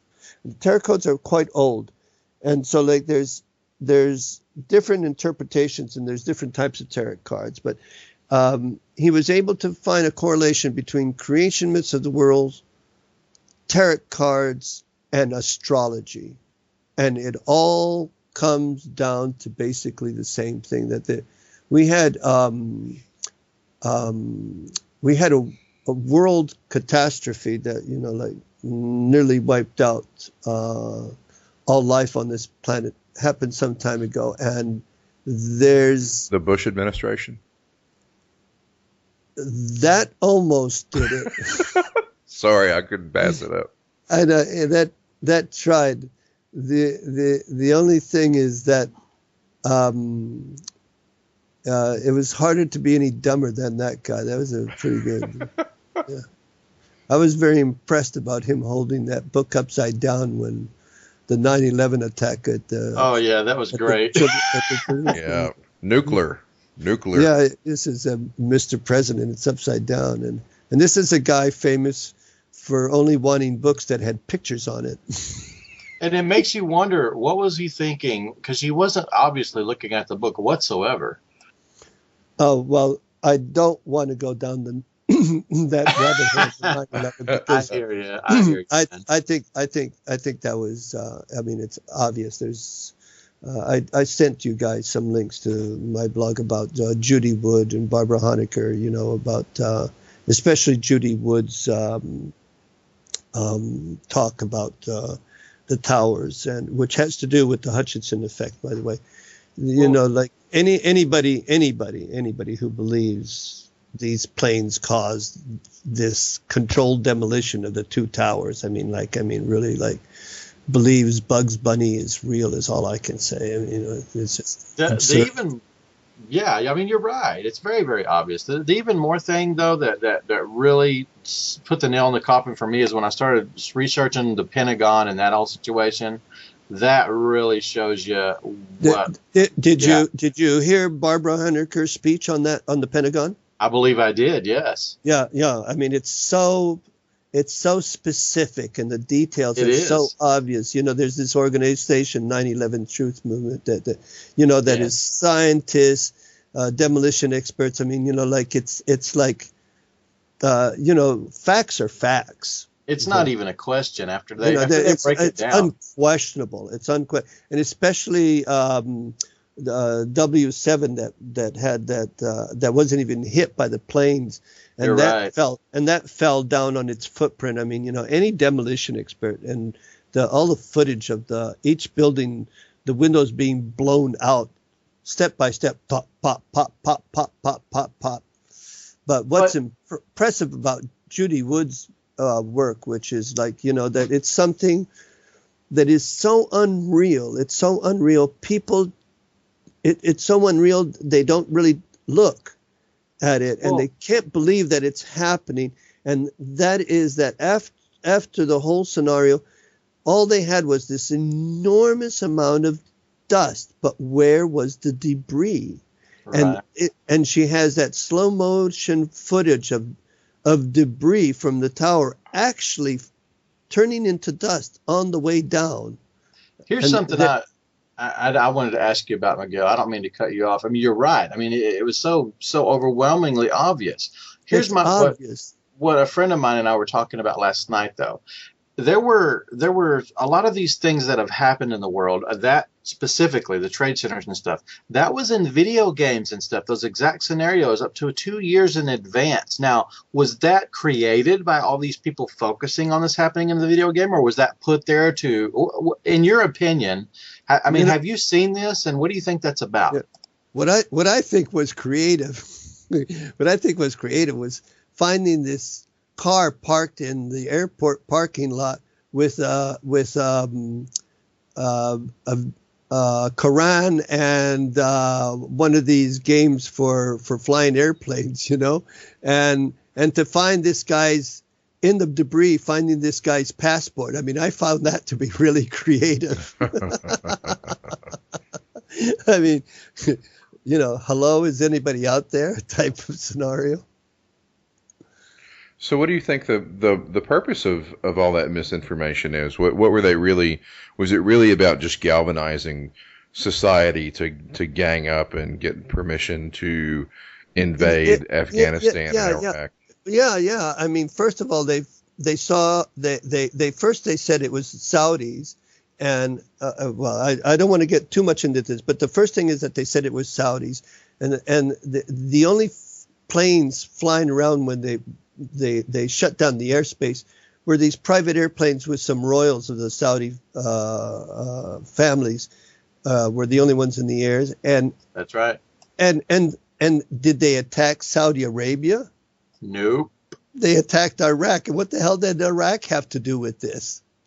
The other thing it was a pretext. I mean, without that event, as horrendous as it may be for a lot of people to believe that, people within the United States would have planned such a horrific event, as difficult as it may be, without that, this whole faked war on terrorism would have never been able to be pulled off, and the billions and billions of money that was put into the military, would have never been able to have been accomplished without this.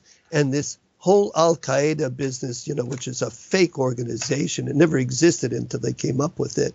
It just would have never existed. The bigger thing too is the Patriot Act. They could have never got away with the Patriot Act without that. That's a big part of it. And Homeland Security and the NSA and all this kind of stuff.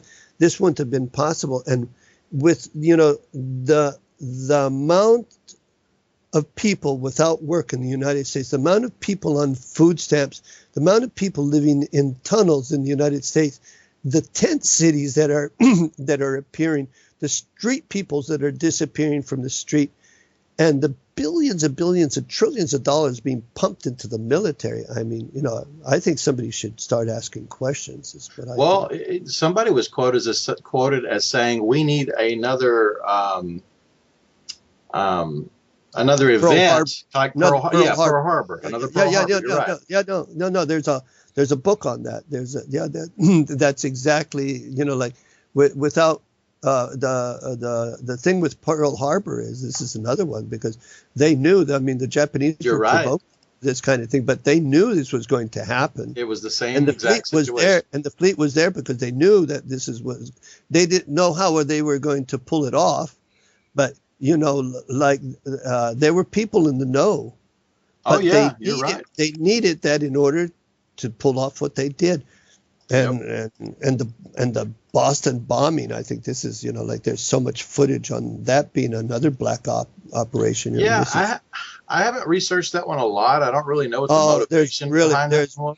There's so much footage on that it's clear. It's another this is really horrendous stuff. But that I'm speaking about this in hope that people understand that one has to be very careful about how one reacts to these kind of things, and just send your unconditional love to the archons behind this and the people who are completely lost. These are people who are completely lost, totally divorced from reality, but they are the people in power. And there's this old saying about, it's in Spanish, but the English translation is that they may not be right, but they've got the bullets.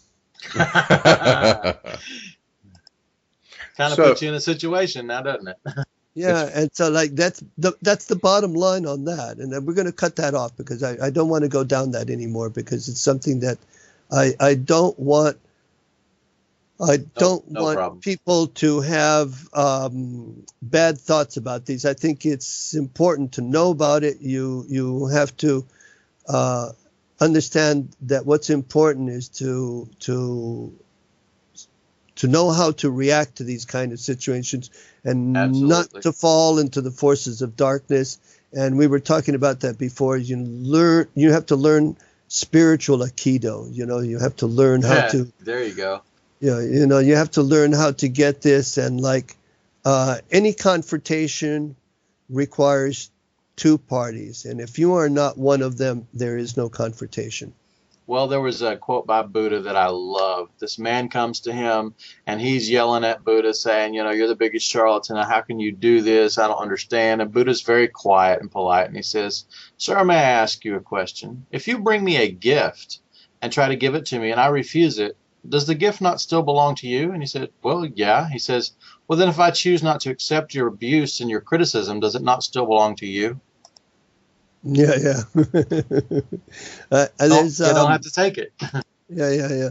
There's a story that in a ritual I was in, there was actually some joke telling involved, and the shaman there told us a very nice story about three holy men that are up high up on the mountain, and there's this big cliff and this big ravine that goes down, and one of them is a Catholic priest, and the other one is this American Indian, and the other one is this Buddhist Zen master, and they're both saying, like, my belief in my Lord is so great that, I could throw myself off this cliff and my Lord would save me. And they all agree, yes, their faith in their Lord is so great that it would really be true. And so the Christian says, I'll go first and I'll show you that, my Lord Jesus Christ will save me. And so like he throws himself off the cliff, and he's falling down and says, Jesus Christ, Jesus Christ, Jesus Christ, Jesus Christ, save me, Jesus Christ, save me. He keeps accelerating and accelerating, says, Jesus Christ, and he finally whap, and he splats all over the bottom of the ravine, and so the Buddhist monk says, a man of little faith, my Lord Buddha, he will save me. And so like he throws himself off, and he's going down, and says, Lord Buddha, Lord Buddha, Lord Buddha, Lord Buddha, Lord Buddha, and he's accelerating, and as he starts getting closer and closer to the ground, and he's going, Lord Buddha, Buddha, Buddha, Buddha, he starts slowing down, and he's like just a couple inches off the bottom of the ravine, just floating right up above, going Buddha, Buddha, Buddha, Buddha, Buddha, Buddha. And so the American Indian, he looks at that and he says, wow, his faith is strong. And he says, but the great white spirit, he will save me too. And so like he throws a little dirt into the north and a little to the south, and blesses the east and blesses the west and blesses the ground and blesses the great white spirit in the sky, and shakes his rattle and his feather into the sky and says, great white spirit, I know that you will save me. And so he throws himself down, and he starts going down and accelerating and going, there's a great white spirit, great white spirit, great white spirit, and he starts getting closer and closer to the ground, and all of a sudden he starts going, Lord Buddha, Lord Buddha, Lord Buddha.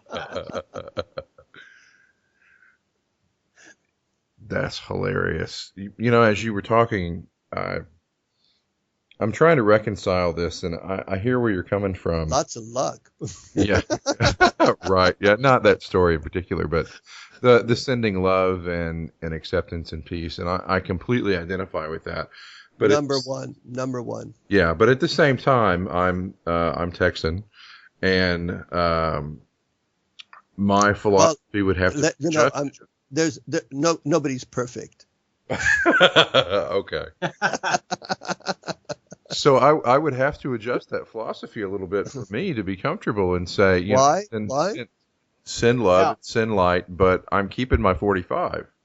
Now, what did you say? You're joking. James? You're joking, aren't you? No, I'm not. I'm all about, send love and light, but I also believe you're 45. Say what? What's that? But you keep your 45. Absolutely, I keep my 45 because experience has taught me that there are monsters out there. There are people who don't send love and light, and I could never. It's something I could never ever do. I mean, I would never have a weapon because I would just never use it. I mean, it's something that's just beyond me. But you're within the philosophy of put your faith in Allah, but tie your camel first. Yeah, I mean, I have a similar philosophy to James, and it says this: expect the best and hope for the best in everything you do, but plan for the worst. Yeah. Well, yeah, I don't know. I'm in a completely different wavelength. I mean, I could never own a weapon. I mean, it's something that it's like just unfathomable for me. I can understand how a person could be in that position mentally. I could get myself to that point. Yeah. But I have certain core beliefs that would conflict with that, and I wouldn't feel safe. So I'd have to change those core beliefs first.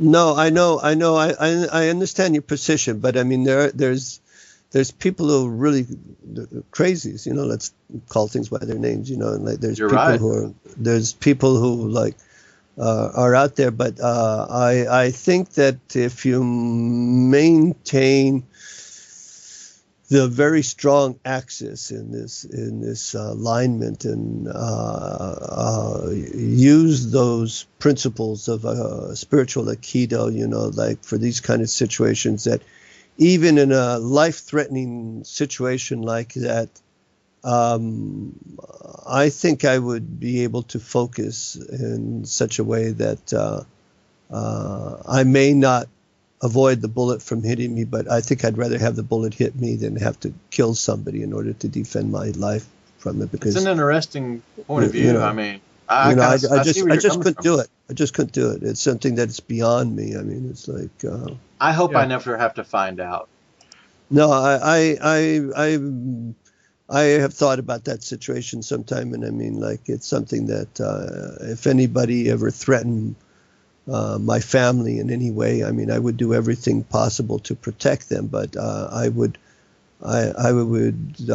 not want to have any means available that would be life-threatening for that person attacking me or my family. I mean, I find that just really horrific. I mean, it's. I want to ask you another question related to that then, since this bears on your philosophy.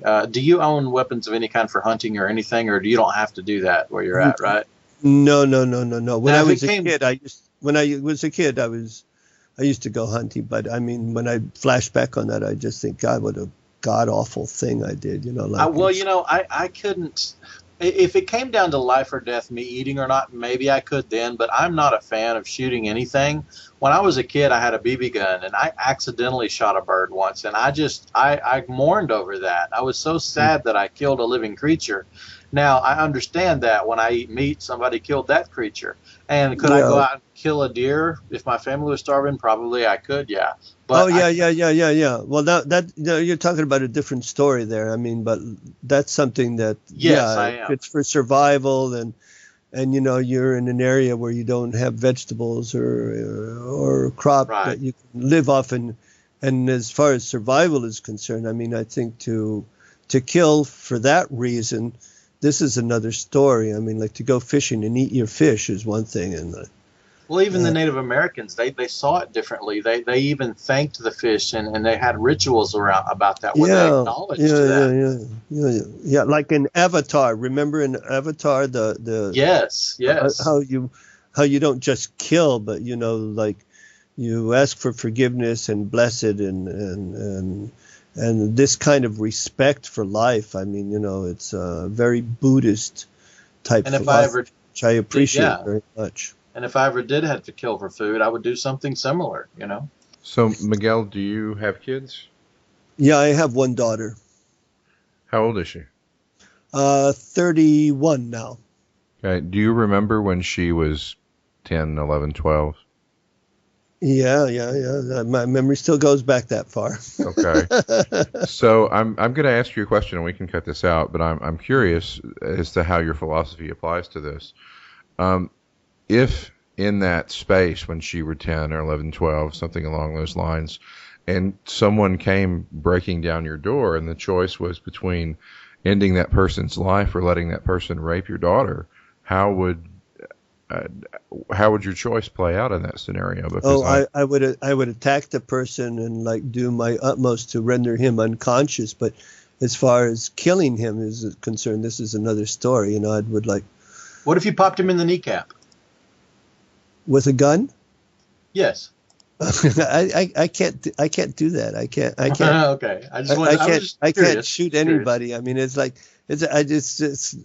mean, before I used to be a completely different person, but I was never aggressive, I mean, it's not aggression if it's defensive, though. You didn't ask for that trouble. Yeah, but no, I can't stab anybody and I can't shoot anybody, but as far as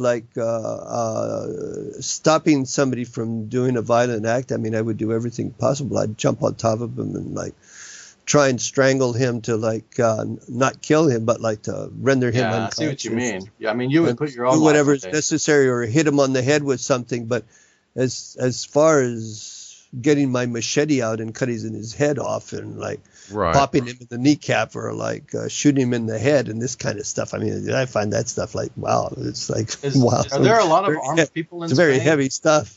Is there a lot of armed robbery in Spain, or people breaking in with houses with guns? Is there a lot of that? No, armed robberies is far and few in between. It's you should see what Houston's like, man. It's No, it's the worst elements here is amongst Spaniards. It's very rare, but we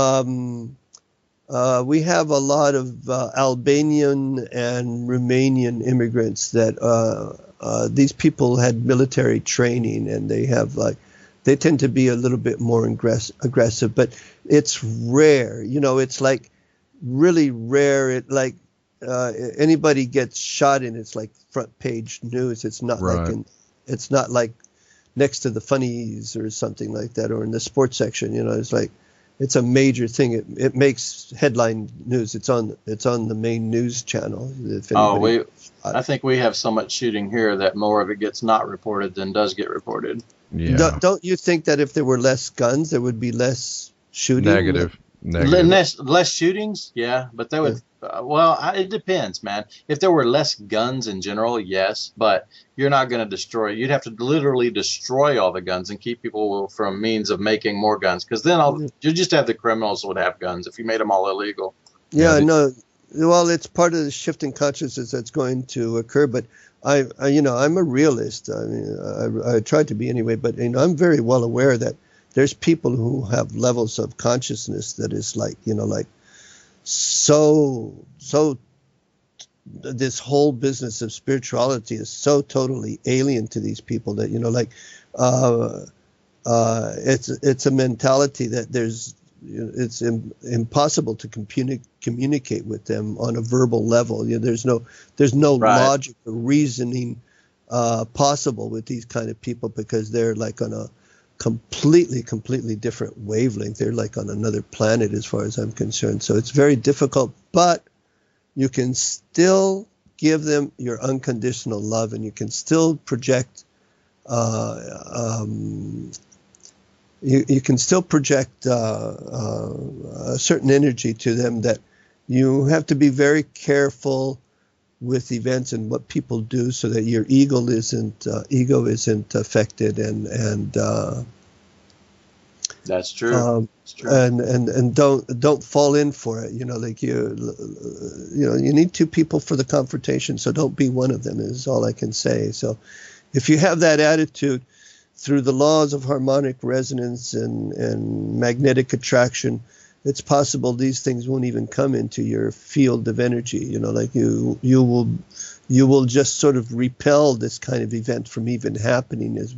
Instead of living in a state of mental fear, like what if they come and rape my daughter? Like I just don't even go into this thing. I just like try to be the kind of person I am, and anytime I feel somebody reacting to my way of being, because of course that produces a reaction, a counter reaction on these kind of people.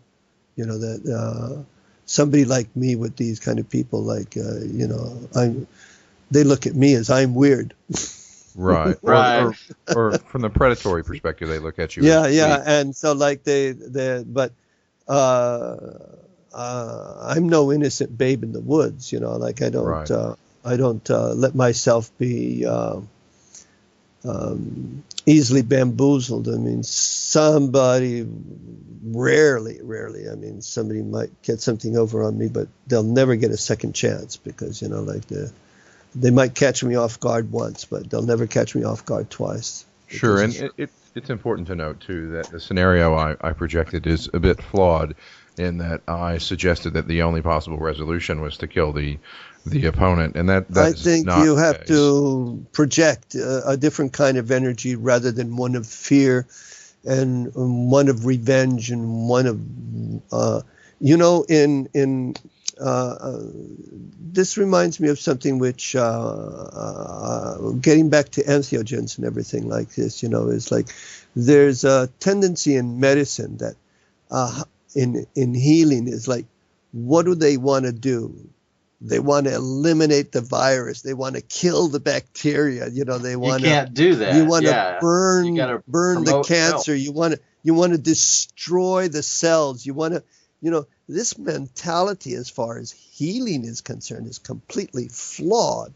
As You know, opposed Yeah. as opposed to completely restoring flawed. balance. Mother Teresa said something about that too. On the exact philosophy he's talking about. He said, "I will not come to an anti-war rally, but if you want to have a peace rally, I will be there." Exactly. Okay. Right on. And this is it as far as healing is concerned. Like the type of healing that goes on with plant teachers is one of harmony. It's one of resonance. It's one of like, if you recall, when my recommendation for people when they start having these type of experiences where they're feeling ill at ease and they have dark energies coming at them and sort of boogeyman or whatever, like these kind of energies that is making them feel uncomfortable, which are, as a rule, part of the healing process of bringing up something from them that needs to be released.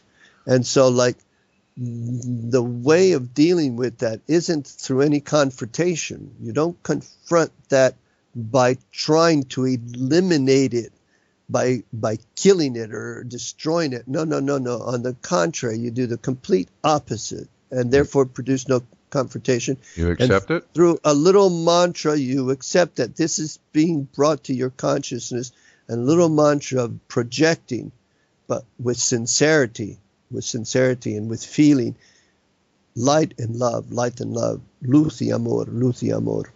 And you just like project this.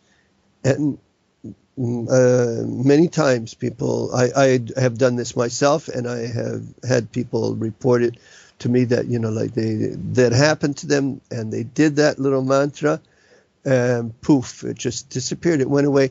And they then therefore dealt with that issue and it doesn't return. And that was the healing process, is in the moment, not in retrospect. You have to catch it in the moment. You have to Right. be hypersensitive to these kind of things and not dwell upon it. Just observe from a you have to learn how to go into the center of the cyclone, this I focus very much on implosion of energy rather than explosion. Focus on, like, not zooming in, but by focusing, by maintaining axis of total alignment with this energy of divine truth and divine love, and like maintaining yourself firm. And then you are in the center of the cyclone, where you know that there's no movement or chaos. And the moment you take one step out of that center, whap, like you get thrown up into the wind, blown into wherever. That so reminds me of Aikido, and you touched on that again earlier. It's a system of restoring peace where peace is absent, and one of my favorite techniques. No, excuse me. Peace is always present. It's reminding yourself of that fact. Okay, that's a different perspective on essentially much the same line of thought. Exactly. The technique is Iriminage, and one of the things that's a little difficult for newbies to wrap their mind around in that technique is you have to they call it stepping into the cyclone, or stepping into the hurricane, to find peace. And in that technique, when someone comes at you, you literally have to step into the attack in order to put yourself in a different perspective so that you can control and redirect the energy that's being thrown at you. Yeah, I understand. Yes, we're talking the same language. Yeah, if you can't release your fear to be able to step into that attack, you can't put yourself in a position to be able to redirect it. One thing is apprehension. Apprehension is okay. That's good. But another thing is fear. And, apprehension and caution is one thing, and to be attentive. But fear, this is really really bad. I mean, this is what always is going to throw you off. So what would you say the line between healthy apprehension and healthy awareness and fear is? What would be that line? Well, the fear creates a certain energy. Fear is actually a rejection, and apprehension is sort of like, let's say, a wait and see. You're like, it's a stance. Like in any of, I'm not a martial arts expert. I've only studied Tai Chi, but in a lot of these martial arts, it's like learning how to foresee what's coming at you and like get into the right position in order to deal with it. Am I right on that? Absolutely. And so this is basically the stance between apprehension and fear, which is actually a different energy. It's one of rejection. It's a different force. So maybe awareness versus judgment. Yeah, it's just, apprehension is a type of awareness, and there's nothing wrong to be apprehensive or cautious, I think, but fear is another story altogether. One must be very, very, very aware of that. No good comes from it. I completely agree. People tend to disengage their logic drives and start to think from a different perspective when fear. It produces the opposite effect, really. It's something that it can really, it's one of the things that I have to deal with sometimes with people that is always very, very, very, very tricky stuff. Like when somebody gets into one of these downward spirals of fear, it's like you can tell them, look, fear doesn't exist. It's created by mind. But during that moment, like it's absolutely real. There's nothing mental about it. Like it's a real honest to goodness scenario that's going on. Yeah, I would agree. And I just looked up one of my favorite quotes on fear by R.A. Roche. Worry is a thin stream of fear trickling through the mind. If encouraged, it will cut a channel into which all other thoughts are drained. And I think that's probably the crux of the issue. If you submit to fear, then you become the fear, and that's all there is.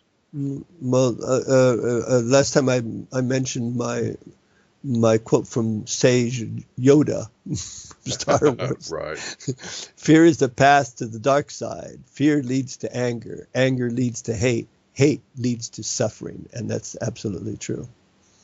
Absolutely. That Gandhi could have easily been credited with saying that, and everybody would have believed it. Gandhi and everybody else who understands it's the path to the dark side, and diametrically opposed to that is love, which is the path to the light side. So, you choose. It's that white wolf, black wolf scenario. You choose which wolf you want to feed, and that's the one that is going to survive in your mind.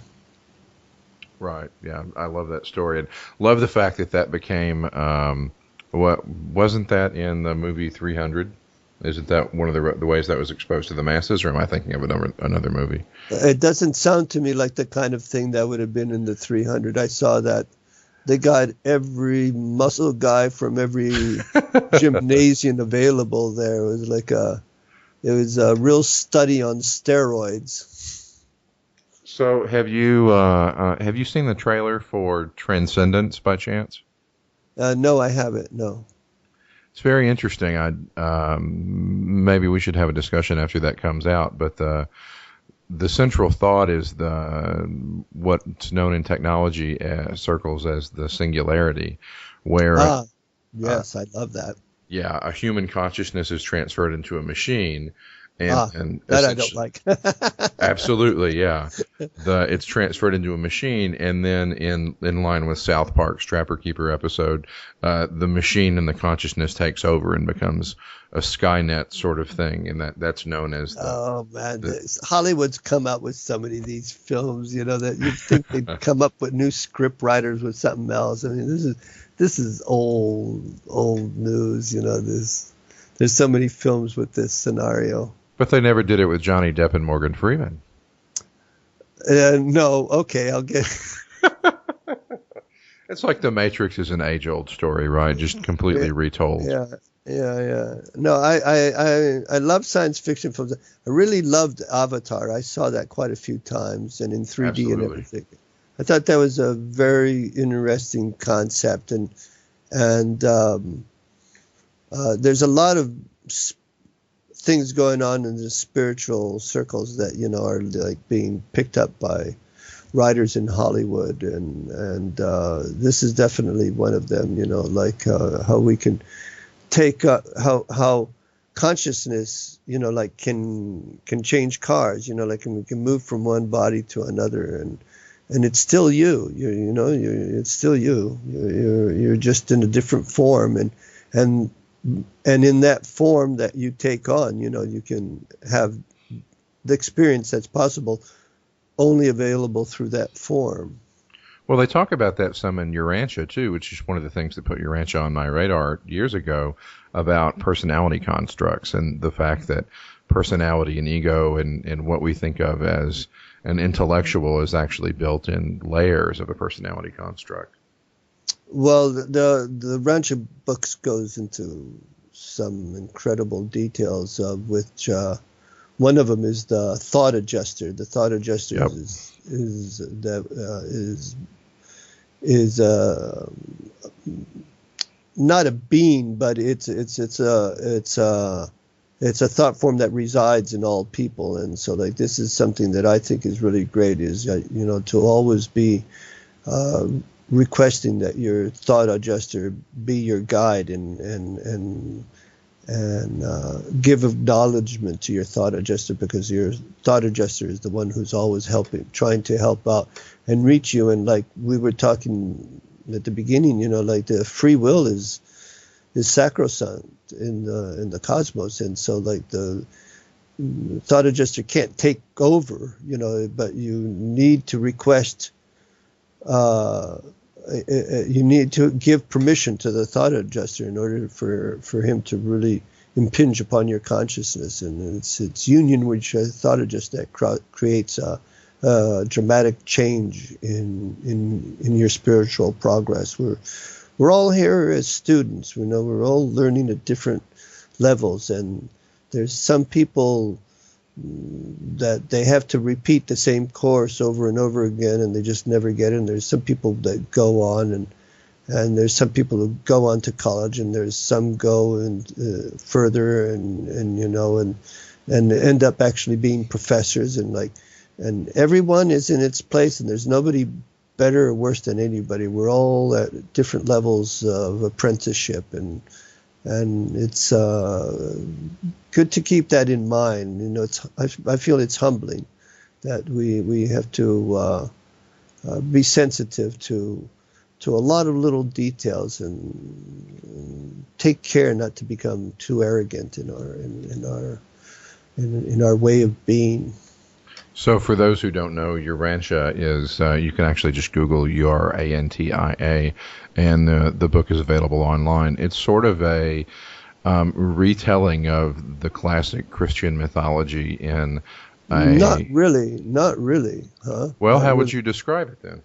No, the Rancha paper first came out in 1955 by Professor Sadler in Chicago, and it was quite a few years that different people, unknowns to each other, were receiving these transmissions, but they weren't channelings, and they weren't like in a trance or anything like that.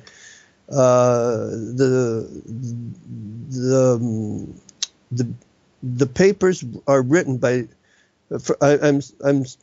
I'm informing for those who don't know much about it or anything at all about it, and it is that it's papers from different spiritual entities. There's a tremendous hierarchy, and Urantia is the name of this planet, and it goes into the whole beginning of, you know, like how these beings actually came to be, and the beginning of the universe, and the beginning of the solar system, into great detail, and they talk about a lot about Jesus Christ, whose real name is Michael of Nebadon, Michael being one of the Michael sons that created this part of the universe that we're in. And so, like, his reincarnation into planet Earth was because, despite the fact that he's a very elevated being and a creator's son, he, as part of his apprenticeship, imagine, you know, like the kind of level of consciousness we're talking about, like, had to go through the birth process of one of his creations, and this is where, you know, you can believe this or not, but I'm not going to get into that, because unless you read the Rancha book, you're not qualified to say anything. He was born into one of his creations to go through that experience, and at the same time to anchor his energy on this planet, because since then, of course, all these great beings, you know, like Buddha and Jesus and many other throughout history, you know, like, they have come with certain energies that have been transmitted to the planet, because the special quality that human beings have on this planet is that we are receptors, transducers, and transmitters of spiritual energy for this planet. And just as we have a vehicle of expression, which we call the human body, for our as a spiritual being, we have this body. The planet itself is another spiritual being that its vehicle of expression is called planet Earth or Saturn or whatever it may be. And the sun is also another spiritual being, which is the channeler and source of life throughout our solar system, which is another spiritual being with its vehicle of expression, which we call sun. And this goes on and on and on. Can I ask you a quick question just on that, based on that? In your opinion, do you believe, well, you said Jesus Christ came to earth to bring with us certain things. Do you believe he was here as an example for us? And do you also believe that you said he had to come and experience things as a human. Do you necessarily think that same creator is behind the creations of the sun and things of all that, the sun and all the other spiritual beings you mentioned?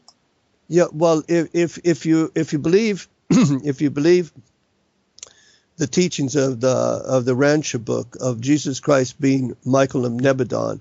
He is one of, there's a group called the Michael Sons, and so like if he's Michael of Nebadon that is the creator of this part of the universe, yes, this is part of his apprenticeship to come through this experience, because unless he did that, he wouldn't know what it was about.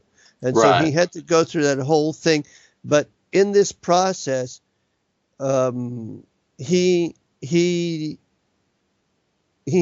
brought with him an energy which is maintained still to this day on this planet. And what they've been talking about, the second coming of Christ, I don't think it's that Jesus Christ is going to be coming back. I think we're all going to be Jesus Christ as far as that energy is concerned. That energy is going to be through us. It's not that this being is going to be returning.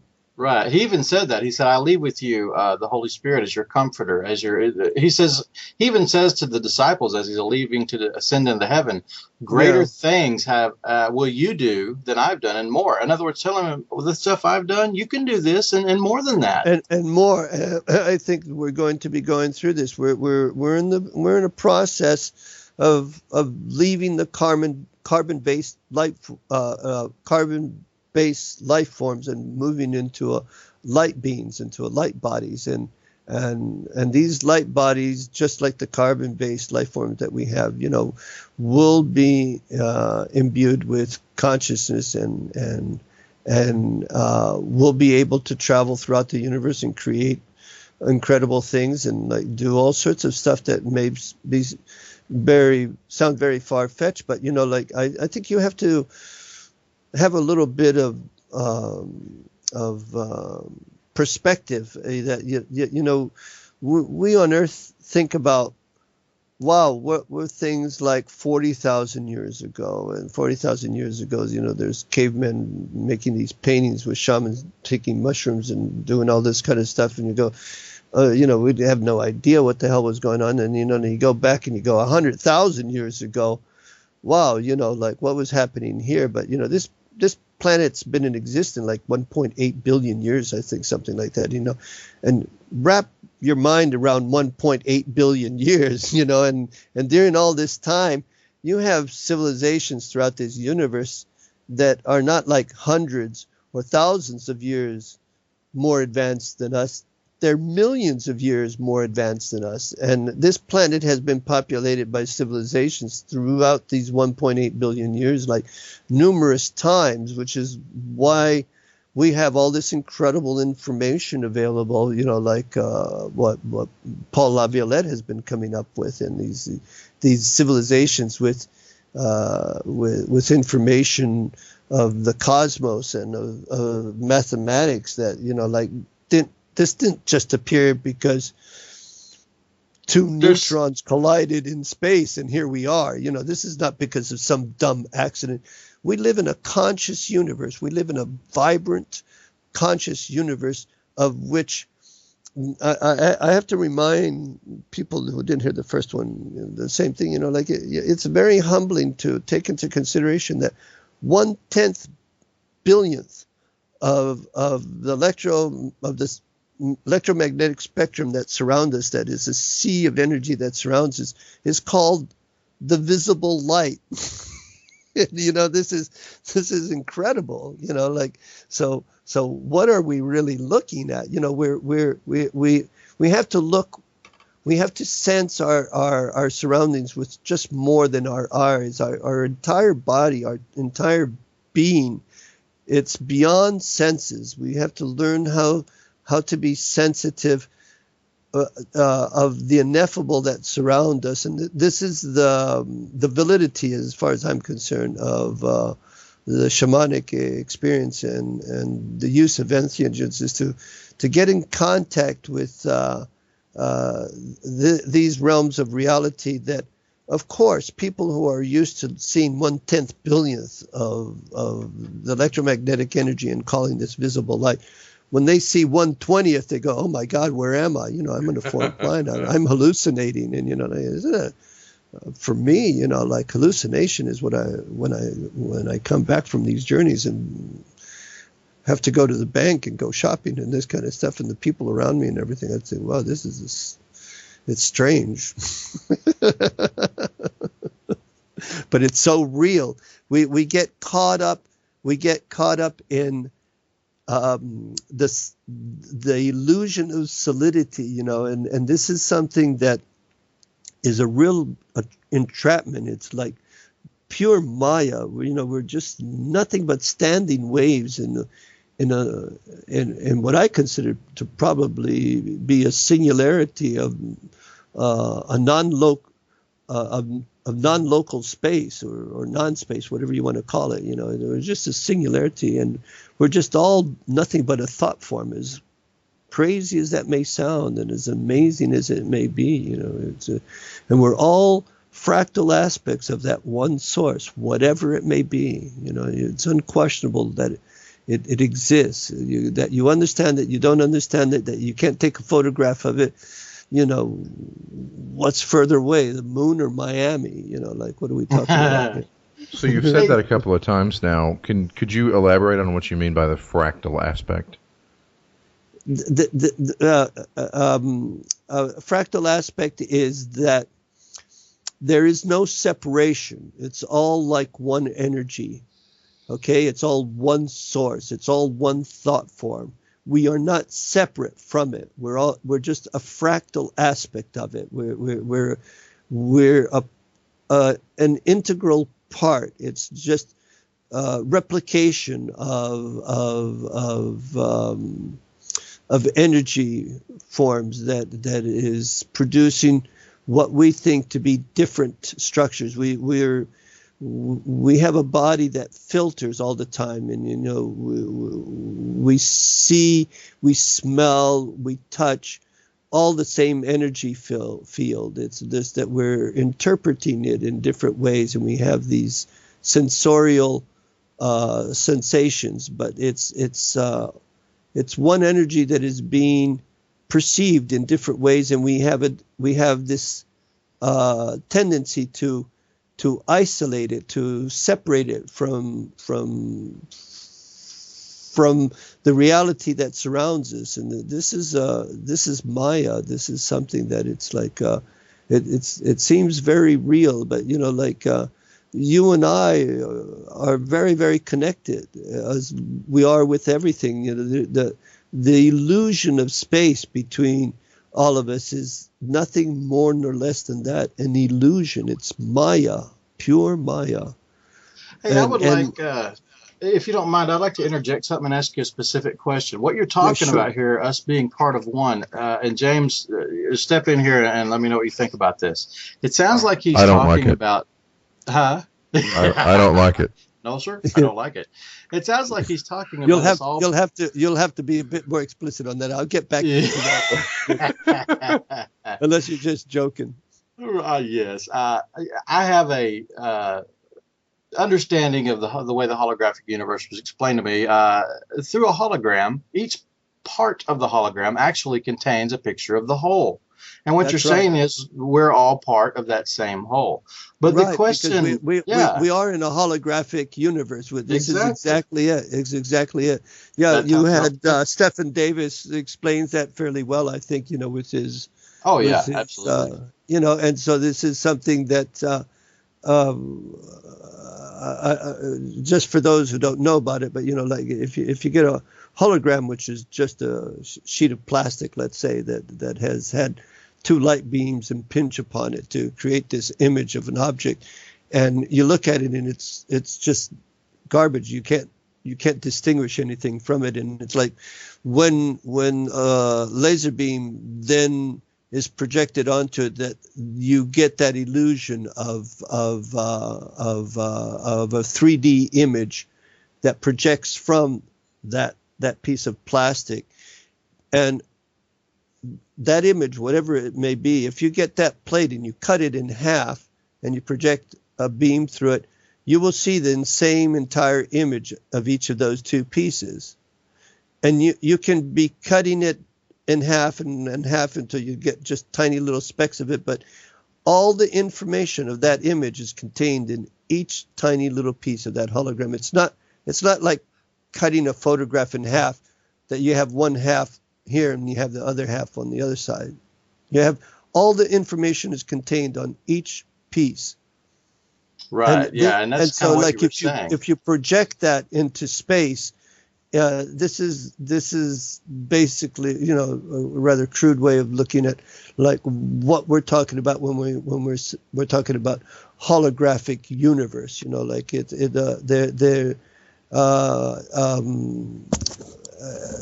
a lot of information about flying saucers that suddenly appear here from like very distant planets that can be like millions of light years away, and you go, well, if it's million light years away, how the hell did they get here so fast? And that's a very interesting subject, because it's folding time.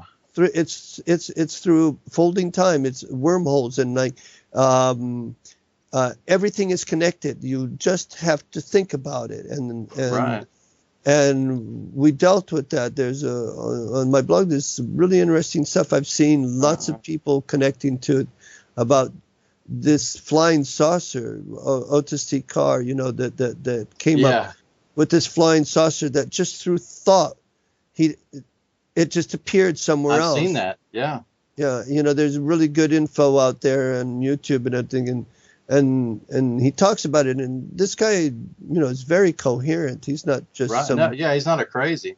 He's not a crazy going woo woo, you know. But right. like, he didn't know it happened. But then, you know, he put his hand in his pocket and he found some dirt that he had put in his pocket that was from this place that supposedly this flying saucer had gone to, just through thought.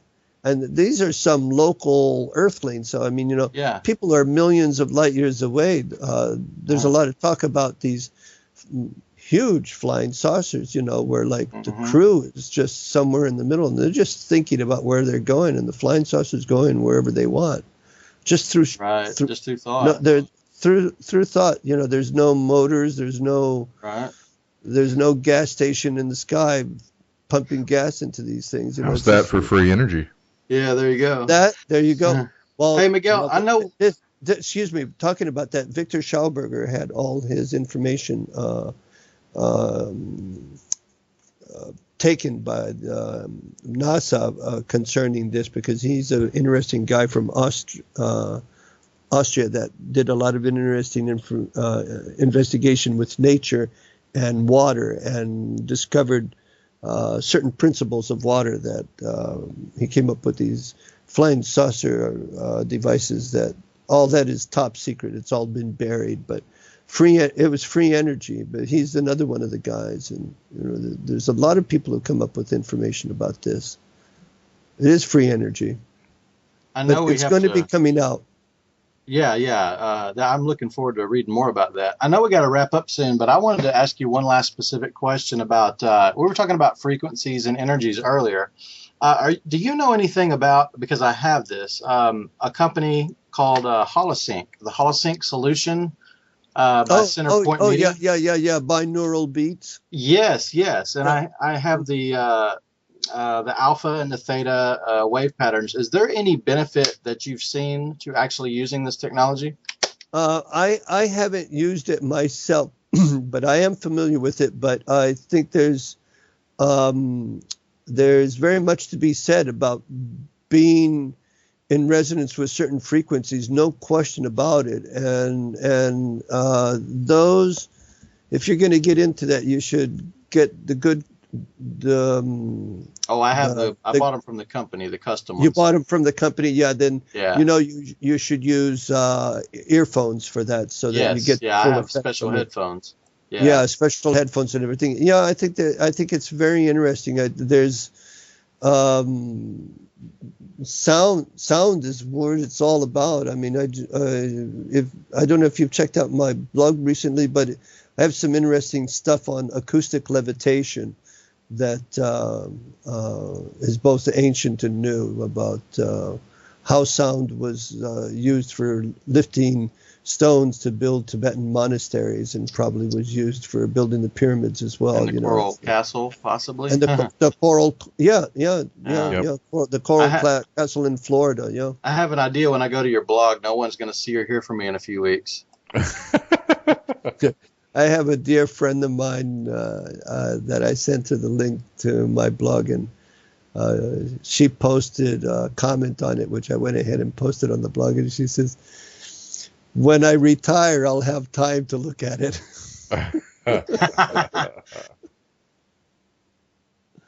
Yeah. No, it's been pretty good. I started it in April 2012, and so far I've got like about 23,000 hits from like nearly 140 different countries, and that's awesome. Yeah, that's pretty awesome.